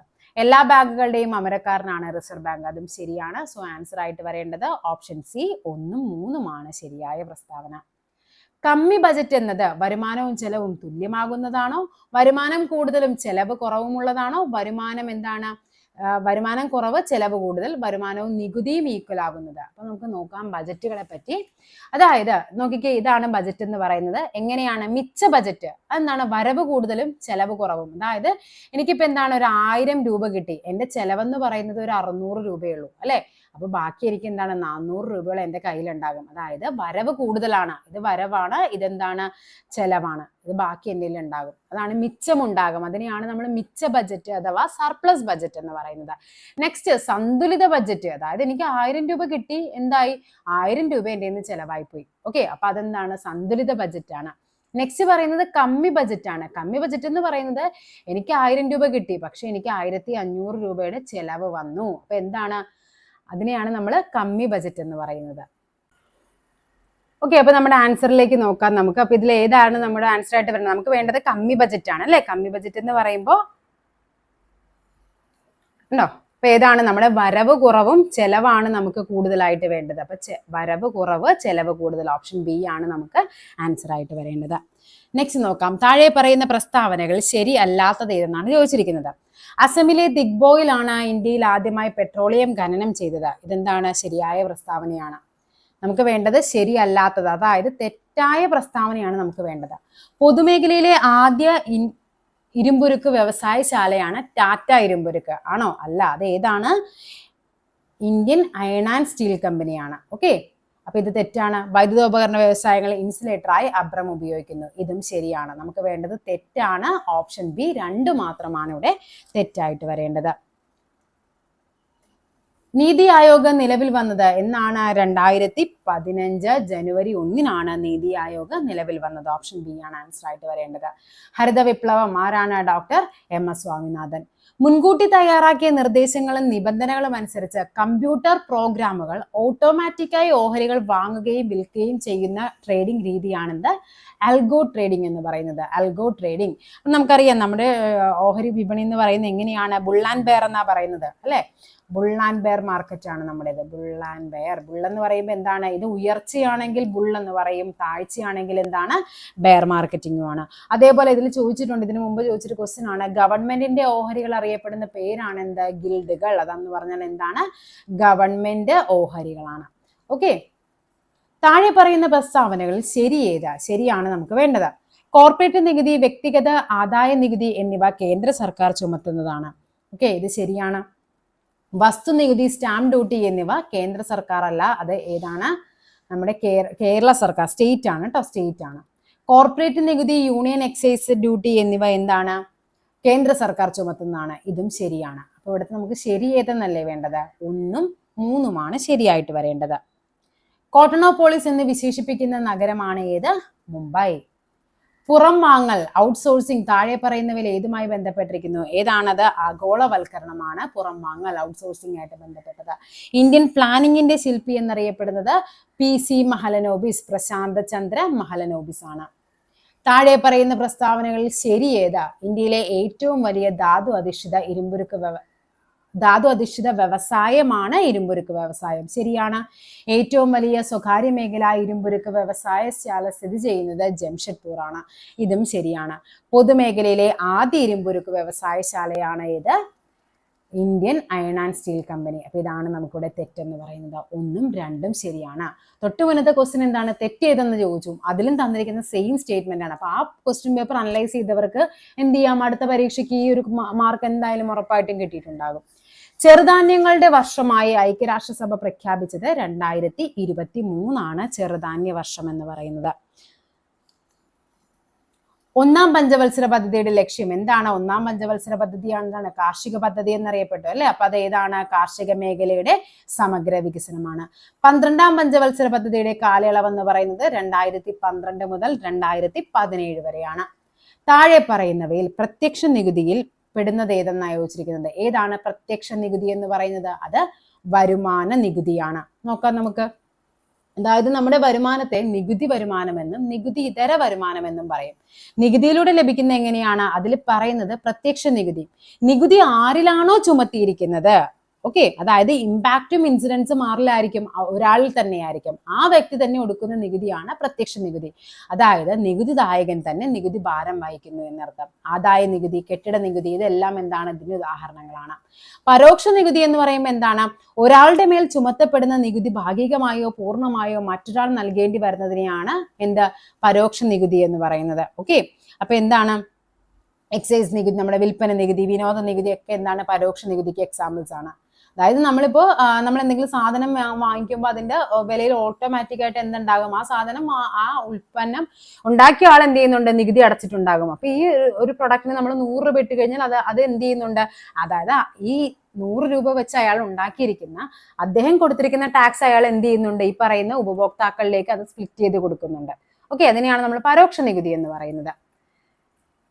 ഗവൺമെന്റിന്റെ വാർഷിക ധനകാര്യ പ്രസ്താവന എന്നറിയപ്പെടുന്ന എന്താണ്? വാർഷിക ധനകാര്യ പ്രസ്താവനയാണ് ബജറ്റ്. ബജറ്റിനെ പ്രതിപാദിക്കുന്ന ആർട്ടിക്കിൾ ഏതാണ്? 1, 1, 2 അല്ലെ? 112. ഇന്ത്യയുടെ 1ാമത്തെ പഞ്ചവത്സര പദ്ധതി ആരംഭിച്ചത് 1951 റിസർവ് ബാങ്ക് ഓഫ് ഇന്ത്യയുടെ ആസ്ഥാനം എന്ന് പറയുന്നത് മുംബൈ ആണ്. റിസർവ് ബാങ്ക് ഓഫ് ഇന്ത്യയുടെ പണനയവുമായി ബന്ധപ്പെട്ട് ശരിയായ പ്രസ്താവനകൾ ഏതെല്ലാം എന്നാണ് ചോദിച്ചിരിക്കുന്നത്. നോക്കാം. സമ്പദ് വ്യവസ്ഥയിൽ പണത്തിന്റെ സപ്ലൈ കുറയ്ക്കുന്നതിന് വേണ്ടി ഗവൺമെന്റ് ബോണ്ടുകൾ കമ്പോളത്തിൽ വിൽക്കുന്നുണ്ട്. സമ്പദ് വ്യവസ്ഥ പണത്തിന്റെ സപ്ലൈ കൂട്ടണമെങ്കിൽ ബാങ്ക് റേറ്റ് കൂട്ടണം. സമ്പദ് വ്യവസ്ഥയിൽ പണത്തിന്റെ സപ്ലൈ കൂട്ടേണ്ടി വരുമ്പോൾ കമ്പോളത്തിൽ നിന്ന് ഗവൺമെന്റ് ബോണ്ടുകൾ മേടിക്കുന്നു. അപ്പൊ ശരിയാണ് നമുക്ക് വേണ്ടത്. 1ഉം 3ഉം എന്താണ് ഇവിടെ? ശരിയായ പ്രസ്താവനയാണ്. 2ആണ് ഇവിടെ തെറ്റായിട്ട് വരേണ്ടത്. സോ ആൻസർ എന്ന് പറയുന്നത് ഓപ്ഷൻ ബി ആണ്. താഴെ പറയുന്നവയിൽ ധനനയം, ഫിസ്ക്കൽ പോളിസിയുമായി ബന്ധപ്പെട്ട് തെറ്റായ വസ്തുത. പണപ്പെരുപ്പമുള്ളപ്പോൾ ഗവൺമെന്റ് ചിലവുകൾ കൂട്ടുന്നു. അത് തെറ്റാണ്. ചുരുക്കമുള്ളപ്പോൾ നികുതി നിരക്കുകൾ കുറയ്ക്കുന്നു. പണപ്പെരുപ്പമുള്ളപ്പോൾ ഗവൺമെന്റ് കടം വാങ്ങുന്നത് കുറയ്ക്കുന്നു. ഇൻഫ്ലേഷൻ, ഡിഫ്ലേഷൻ, അതേപോലെ ഫിസ്ക്കൽ പോളിസി, മോണിറ്ററി പോളിസി ഒക്കെ ജസ്റ്റ് ഒന്ന് വായിച്ചിട്ട് വേണം കേട്ടോ പരീക്ഷയ്ക്ക് പോകാനായിട്ട്. അപ്പൊ ഇവിടുത്തെ ആൻസർ എന്ന് പറയുന്നത് ഓപ്ഷൻ സി, എ മാത്രമാണ് ഇവിടെ തെറ്റായിട്ട് വരേണ്ടത്. ശരിയായ ജോഡികൾ കണ്ടെത്താൻ. ഓട്ടോമാറ്റിക് സ്റ്റെബിലൈസർ നയം, ആനുപാതിക നികുതി. അടുത്ത എന്താ പറയുന്നത്? മൊത്തം ധനക്കമ്മി എന്ന് പറയുന്നത് മൊത്തം ചെലവും എന്താണ്? വായ്പ ഒഴികെയുള്ള വരുമാനം കുറയ്ക്കുന്നതാണെന്ന്. നീതി ആയോഗ് എന്ന് പറയുമ്പോൾ എന്താണ്? ആസൂത്രണ സമിതിയുടെ പിൻഗാമിയാണ്. ഇത് 3ഉം ശരിയാണ്. ആൻസർ എന്ന് പറയുന്നത് ഓപ്ഷൻ എ 1, 2, 3 ആണ്. ഇന്ത്യൻ കാർഷിക മേഖലയിൽ നിലനിൽക്കുന്ന തൊഴിലില്ലായ്മ അതെന്താണ്? അത് പ്രച്ഛന്ന തൊഴിലില്ലായ്മയാണ്. അപ്പൊ ഈ തൊഴിലില്ലായ്മകൾ എന്താണെന്ന് നമുക്ക് നോക്കാം. ആണ് പറയുന്നത് പ്രകടമായ തൊഴിലില്ലായ്മ. അപ്പൊ ഈ തൊഴിലില്ലായ്മ നമുക്ക് എല്ലാവർക്കും അറിയാം അല്ലെ? അത് തന്നെ പല ടൈപ്പാണ് പറയുന്നത്. ഫസ്റ്റ് വൺ ആണ് പ്രകടമായ തൊഴിലില്ലായ്മ, ഓപ്പൺ അൺഎംപ്ലോയ്മെന്റ്. അതായത് തൊഴിൽ ചെയ്യാൻ സന്നദ്ധമായിട്ടും തൊഴിലില്ലാത്ത അവസ്ഥ. അതായത് പല ആൾക്കാരും എന്താണ്, പല സ്ഥലങ്ങളിലും ജോലി ചെയ്യാൻ ആളുണ്ട്, പക്ഷെ എന്താണ്, ജോലി ഇല്ലാത്ത അവസ്ഥ. അതിനെയാണ് നമ്മൾ പ്രകടമായ തൊഴിലില്ലായ്മ എന്ന് പറയുന്നത്. ഇനി പറയാണ് ഘടനാപരമായ തൊഴിലില്ലായ്മ, സ്ട്രക്ചറൽ അൺഎംപ്ലോയ്മെന്റ്, അഥവാ നൂതന സാങ്കേതിക വിദ്യയുടെ പ്രയോഗം മൂലം തൊഴിൽ നഷ്ടമാകുന്ന അവസ്ഥ.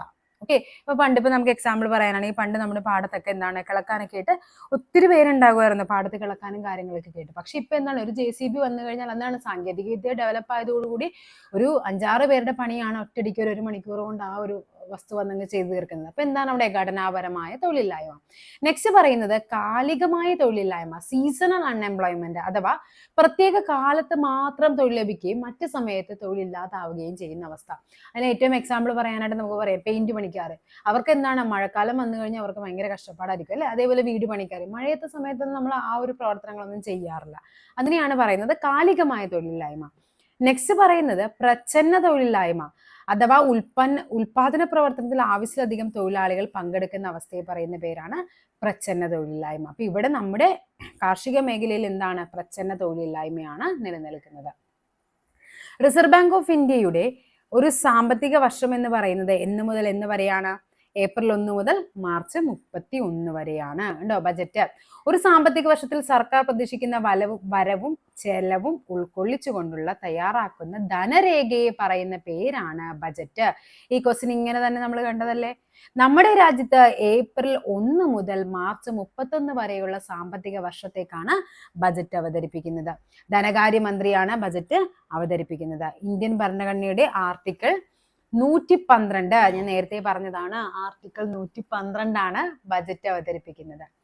രാജ്യത്തിന്റെ വാർഷിക സാമ്പത്തിക ഓഡിറ്റ് കൂടിയാണ് എന്തെന്ന് പറയുന്നത്, കേന്ദ്ര ബജറ്റ്. ഒന്നും കൂട്ടുമ്പോഴാണ് നമുക്ക് 2 കിട്ടുന്നത് അല്ലെ. കുറെ കണക്കൂട്ടലുകളല്ലേ ഈ ബജറ്റ് എന്ന് പറയുന്നത്. അപ്പൊ ബജറ്റിന്റെ ആർട്ടിക്കിൾ ഏതാണ്, 112 ആണ്. താഴെ തന്നിരിക്കുന്നവയിൽ പഞ്ചവത്സര പദ്ധതിയുടെ ലക്ഷ്യങ്ങളിൽ ഉൾപ്പെടുന്നവ. മൊത്തം ആഭ്യന്തര ഉൽപാദനത്തിലുള്ള വളർച്ച, സ്വാശ്രയത്വം, ഭൂപരിഷ്കരണം, ആഗോളവൽക്കരണം എന്തിന്റെയായിരുന്നു, പുത്തൻ സാമ്പത്തിക നയമായിരുന്നു അല്ലെ. അതുമായിട്ട് ബന്ധപ്പെട്ട് തന്നെയായിരുന്നു നമുക്ക് നമ്മൾ ഭൂപരിഷ്കരണം എന്താണ്, ഹരിത വിപ്ലവവുമായിട്ട് ബന്ധപ്പെട്ടൊക്കെ നമ്മൾ പഠിച്ചിട്ടുണ്ട്. ഭൂപരിഷ്കരണവും ഹരിത വിപ്ലവമായിരുന്നു ആ സമയത്ത് നടപ്പിലാക്കിയ ഒരു പ്രവർത്തനങ്ങൾ എന്ന് പറയുന്നത്. ഇവിടെ പഞ്ചവത്സര പദ്ധതിയാണ് ചോദിച്ചിരിക്കുന്നത്, 1ഉം 2ഉമാണ്. നെക്സ്റ്റ് നോക്കാം. താഴെ തന്നിരിക്കുന്നവയിൽ ഹരിത വിപ്ലവവുമായി ബന്ധപ്പെട്ട ശരിയായ പ്രസ്താവനകൾ എന്തൊക്കെയാണ്. ഹരിത വിപ്ലവത്തിന്റെ 1ാം ഘട്ടം ആന്ധ്രാപ്രദേശ്, പഞ്ചാബ്, തമിഴ്നാട് എന്നീ സംസ്ഥാനങ്ങളിലായിരുന്നു. ഓക്കെ, നെക്സ്റ്റ് പറയുന്ന എന്താണ്, ഉയർന്ന ഉൽപാദന കമ്പോള മിച്ചത്തിന് ഇടയാക്കി.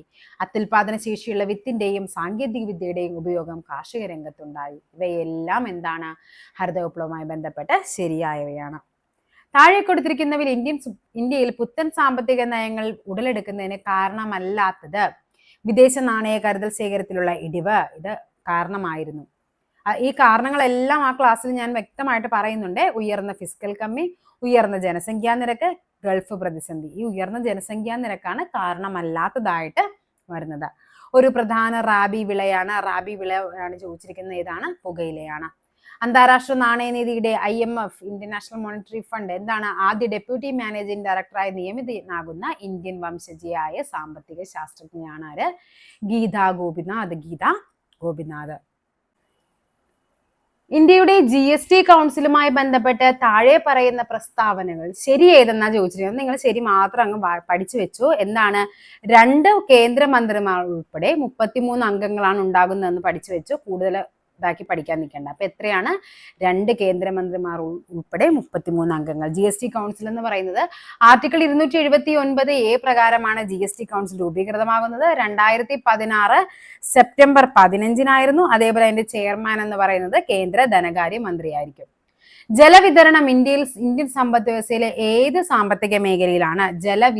വിതരണമാണ് പറയുന്നത് അല്ലെ. അപ്പൊ അത് ഏതായിരിക്കും? അത് ദ്വിതീയ മേഖലയാണ്. ഇന്ത്യയിൽ ഏത് പഞ്ചവത്സര പദ്ധതിയാണ് സാമ്പത്തിക വളർച്ചയിൽ മനുഷ്യ മൂലധനം, ഹ്യൂമൻ ക്യാപിറ്റലിന്റെ പങ്ക് തിരിച്ചറിഞ്ഞത്? അത് 7ാം പഞ്ചവത്സര പദ്ധതിയാണ്. റൂറൽ ഇൻഫ്രാസ്ട്രക്ചർ ഡെവലപ്മെന്റ് ഫണ്ട് നിയന്ത്രിക്കുന്നത് ഏത് ബാങ്കാണ്? ഏതാണ്? റൂറൽ ആവുമ്പോൾ അത് ഏതായിരിക്കും? അത് നബാർഡാണ്. നബാർഡ്. താഴെ പറയുന്നവയിൽ ഏത് അടിസ്ഥാന സൗകര്യങ്ങളാണ് ഭാരത് നിർമ്മാൺ പദ്ധതിയിൽ ഉൾപ്പെടാത്തത്? ഏതാണ്? അത് ഗ്രാമീണ സ്കൂളുകളാണ്. വീടുകളുണ്ട്, റോഡുകളുണ്ട്, വാർത്താവിനിമയമുണ്ട്.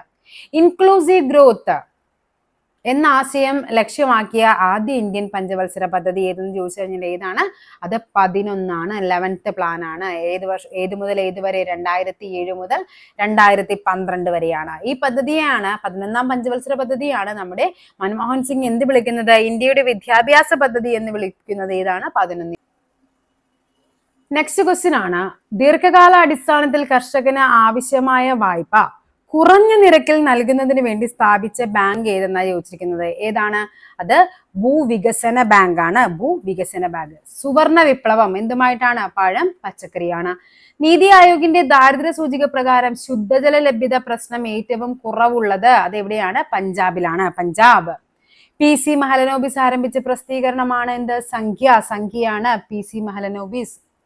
ദാരിദ്ര്യ നിർമ്മാർജ്ജനത്തിനായി 20 പരിപാടികൾ നടപ്പിലാക്കിയ പഞ്ചവത്സര പദ്ധതി ഏതെന്ന് ചോദിക്കാം. അത് ഏതാണ്? 5. ഈ കഴിഞ്ഞ പരീക്ഷയ്ക്ക് ചോദിച്ചത് ഈ 20 പരിപാടികൾ ആരാണ് കൊണ്ടുവന്നതെന്നായിരുന്നു. ആരായിരുന്നു? അത് ഇന്ദിരാഗാന്ധിയാണ്. ഇന്ദിരാഗാന്ധിയുടെ 20 പരിപാടി എന്ന് തന്നെയാണ് നമ്മളത് പഠിക്കുന്നത്. പൊതുമേഖലാ സ്ഥാപനങ്ങളുടെ ഉടമസ്ഥത സ്വകാര്യ മേഖലയ്ക്ക് കൈമാറുന്നതിന്റെ ഭാഗമായി അവയുടെ ഗവൺമെന്റ് ഓഹരികൾ സ്വകാര്യ മേഖലയ്ക്ക് വിൽക്കുന്ന നടപടിയെ പറയുന്ന പേരാണ് നിക്ഷേപ വിൽപ്പന. ഇന്ത്യൻ സ്റ്റാറ്റിസ്റ്റിക്കൽ ഇൻസ്റ്റിറ്റ്യൂട്ടിന്റെ സ്ഥാപകനാണ് PC മഹലനോബിസ്. അദ്ദേഹത്തിന്റെ മാസികയാണ് എന്ത്? സംഖ്യ. International bank for reconstruction and development പൊതുവെ അറിയപ്പെടുന്ന പേരാണ് എന്ത്? World bank. International bank for reconstruction and development. World ബാങ്കിന്റെ ഏകദേശം ഒരു ലോൺ ഒക്കെ കൊടുക്കുന്ന ഒരു സെറ്റപ്പാണത്. വിദേശ നാണ്യ പ്രതിസന്ധി, പണപ്പെരുപ്പം, ധനക്കമ്മി മുതലായ സ്ഥൂല സാമ്പത്തിക അസ്ഥിരതകൾ പരിഹരിക്കാനുള്ള ഹ്രസ്വകാല പദ്ധതി. ഹ്രസ്വകാലം, ദീർഘകാലം ഞാൻ നേരത്തെ പറഞ്ഞതാണ്. ഹ്രസ്വകാല പദ്ധതി ആവുമ്പോൾ അതെന്താണ്? സുസ്ഥിരവൽക്കരണ നടപടികളാണ്. ദീർഘകാലമാണെങ്കിലാണ് അത് ഘടനാപരമായിട്ട് വരുന്നത്, അല്ലെ? ജില്ലാതല തീവ്ര കാർഷിക പരിപാടി ഏത് പേരിലാണ് അറിയപ്പെട്ടത്? ഏത് പേരിലാണത്? അത് ഹരിത വിപ്ലവമാണ്. ഹരിത വിപ്ലവം. നീതി ആയോഗിന്റെ സുസ്ഥിര വികസന ലക്ഷ്യങ്ങൾ നഗര സൂചിക അനുസരിച്ച ഏറ്റവും ഉയർന്ന സൂചികയുള്ള ഇന്ത്യൻ നഗരം ചോദിച്ചു കഴിഞ്ഞാൽ അത് ഷിംലയാണ്. ഷിംല. താഴെ പറയുന്നതിൽ വിവിധ ധനകാര്യ സ്ഥാപനങ്ങൾ അവയുടെ ആസ്ഥാനങ്ങൾ എന്നിവയിൽ നിന്നും യോജിക്കാത്തത്. ഈ ക്വസ്റ്റ്യൻ ഇങ്ങനെ തന്നെ നമ്മൾ നേരത്തെ കണ്ടതല്ലേ? ലോകബാങ്ക്, വാഷിംഗ്ടൺ DC ശരിയാണ്. ഏഷ്യൻ വികസന ബാങ്ക്, അവിടെയും തെറ്റ് വന്നിരുന്നത് ഇത് തന്നെയായിരുന്നു. എവിടെയാണ്? ഫിലിപ്പൈൻസിലെ മനിലയാണ്. അപ്പൊ ആൻസർ ഏതാണ്? ഓപ്ഷൻ B ആണ് നമുക്ക് ആൻസർ ആയിട്ട് വരേണ്ടത്. ഭാരതീയ റിസർവ് ബാങ്ക് RBI മുംബൈ ആണ്. അന്താരാഷ്ട്ര നാണയനിധി വാഷിംഗ്ടൺ DC ആണ്. ഇന്ത്യയുടെ ദേശീയ വരുമാനം കണക്കാക്കുന്നതുമായി ബന്ധപ്പെട്ട ശരിയായ പ്രസ്താവന. ഇന്ത്യയുടെ ദേശീയ വരുമാനം കണക്കാക്കുന്നതിനായി 1949 നാഷണൽ ഇൻകം കമ്മിറ്റി രൂപീകരിച്ചു. നെക്സ്റ്റ്, ഇന്ത്യയിൽ ആദ്യമായി ദേശീയ വരുമാനം കണക്കാക്കാനുള്ള ശ്രമം നടത്തിയത് ദാദാഭായ് നവറോജിയാണ്. ദേശീയ വരുമാനം കണക്കാക്കുന്നതിനായി ഉൽപ്പന്ന രീതിയും വരുമാന രീതിയും ഉപയോഗിക്കുന്നു. ഇവിടെയെല്ലാം ശരിയാണ്. ലോക വ്യാപാര സംഘടനയുമായി ബന്ധപ്പെട്ട് താഴെ പറയുന്ന പ്രസ്താവനകൾ പരിശോധിച്ച് ശരിയായവ. ലോക വ്യാപാര സംഘടന നിലവിൽ വന്നത് 1995 ശരിയാണ്. 95 ജനുവരി 1. അന്താരാഷ്ട്ര വ്യാപാര രംഗത്ത് എല്ലാ രാജ്യങ്ങൾക്കും തുല്യ അവസരം നൽകുക എന്നതാണ് ലോക വ്യാപാര സംഘടനയുടെ ലക്ഷ്യം. അതും ശരിയാണ്. ലോക വ്യാപാര സംഘടന ഗാട്ടിന്റെ പിന്തുടർച്ചക്കാരനായി അറിയപ്പെടുന്നു. അതും ശരിയാണ്. ലോക വ്യാപാര സംഘടനയുടെ ആസ്ഥാനം എവിടെയാണ്? ജനീവയിലാണ് ആസ്ഥാനം. നിലവിൽ 166 അംഗങ്ങളുണ്ട്. 166ാമത്തെ രാജ്യമാണ് തിമോർ ലെസ്തെ എന്ന് പറയുന്നത്. തിമോർ ലെസ്തെ. ഓക്കെ. അപ്പോൾ ഇവിടെ എന്താണ്? എല്ലാ പ്രസ്താവനകളും ശരി. എല്ലാമല്ല, 1, 2, 3 അല്ലേ ശരി. അപ്പൊ ഓപ്ഷൻ A ആണ് ശരിയായിട്ട് വരേണ്ടത്. താഴെ പറയുന്നവയിൽ ശരി അല്ലാത്തതാണ് വേണ്ടത്. സ്വതന്ത്ര ഇന്ത്യയിൽ ആസൂത്രണ കമ്മീഷൻ രൂപീകരിക്കുന്ന 1980 മാർച്ച് 15 ശരിയാണ്. ഇന്ത്യയിൽ ആസൂത്രണത്തിന്റെ ശില്പി എന്നറിയപ്പെടുന്നത് ആരാണ്? PC മഹലനോബിസ് ആണ്. ആസൂത്രണ കമ്മീഷന്റെ ആദ്യ ഉപാധ്യക്ഷനാണ് ഗുൽസാർലാൽ നന്ദ. 1ാം പഞ്ചവത്സര പദ്ധതിയുടെ കരട് തയ്യാറാക്കിയത് PC മഹലനോബിസ് ആണെന്നാണ് പറഞ്ഞിരിക്കുന്നത്. ആരാണ്? KN രാജ് അല്ലെ? രാജാണ് തയ്യാറാക്കിയത്. അപ്പോൾ ഇവിടെ ശരിയല്ലാത്ത ചോദിച്ചു കഴിഞ്ഞാൽ ഓപ്ഷൻ D ആണ് ആൻസർ ആയിട്ട് വരേണ്ടത്. താഴെ പറയുന്നവയിൽ ഇന്ത്യയിൽ ഹരിത വിപ്ലവത്തിന്റെ രണ്ടാം ഘട്ടം ഏതാണ്? 1970കളുടെ മധ്യം മുതൽ 1980കളുടെ മധ്യം വരെയാണ്. 60കളുടെ മധ്യം മുതൽ 70കളുടെ മധ്യം വരെയാണ് എന്ത്? 1ാം ഘട്ടം. 2ാം ഘട്ടം വരുമ്പോൾ 70 to 80 ആണ്. ഭാരതീയ റിസർവ് ബാങ്കിന്റെ നൂതന സംരംഭമായ ഡിജിറ്റൽ പേയ്മെന്റ് സൂചികയുമായി ബന്ധപ്പെട്ട് ശരിയായത് എന്താണ്? 2021 ജനുവരി 1 റിസർവ് ബാങ്ക് തുടക്കമിട്ട പദ്ധതിയാണ് എന്ത്? ഡിജിറ്റൽ പേയ്മെന്റ് സൂചിക. അത് ശരിയാണ്. അപ്പൊ ഒന്ന് പഠിച്ചു വെക്കണേ. 2021 ജനുവരി 1. ഈ സൂചികയുടെ അടിസ്ഥാന കാലയളവ് 2020 മാർച്ചാണ്. ഇതാണ് ഇവിടെ തെറ്റെന്ന് പറയുന്നത്. പണരഹിത ഇടപാടുകളുടെ വളർച്ച അളക്കുന്നതിനുള്ള സൂചികയാണ് ഡിജിറ്റൽ പേയ്മെന്റ് സൂചിക. 1ഉം 3ഉമാണ് ഇവിടെ ശരിയെന്ന് പറയുന്നത്. ഇന്ത്യയിൽ ബജറ്റുമായി ബന്ധപ്പെട്ടത് 1, 1, 2 അല്ലെ കണക്കുകൂട്ടലുകളാണല്ലേ 112. റിസർവ് ബാങ്ക് ഓഫ് ഇന്ത്യയുടെ 23ാമത്തെ ഗവർണർ ചോദിച്ചാൽ അത് രഘുറാം രാജനാണ്.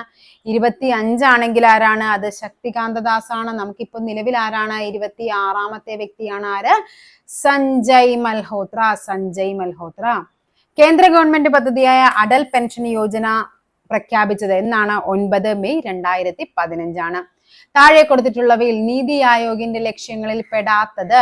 വ്യവസായ സേവന മേഖലകളിൽ സർക്കാർ പങ്കാളിത്തം കുറയ്ക്കുക, കാർഷിക വളർച്ച നേടാൻ സമ്പന്ന വർഗത്തെ പ്രയോജനപ്പെടുത്തുക, സമ്പദ് വ്യവസ്ഥയുടെ ഉൽപാദനക്ഷമത വർദ്ധിപ്പിക്കുക, സാങ്കേതിക വിദ്യയുടെ സഹായത്തോടെ നഗരങ്ങളെ സുരക്ഷിത ആവാസ കേന്ദ്രങ്ങളാക്കി മാറ്റുക.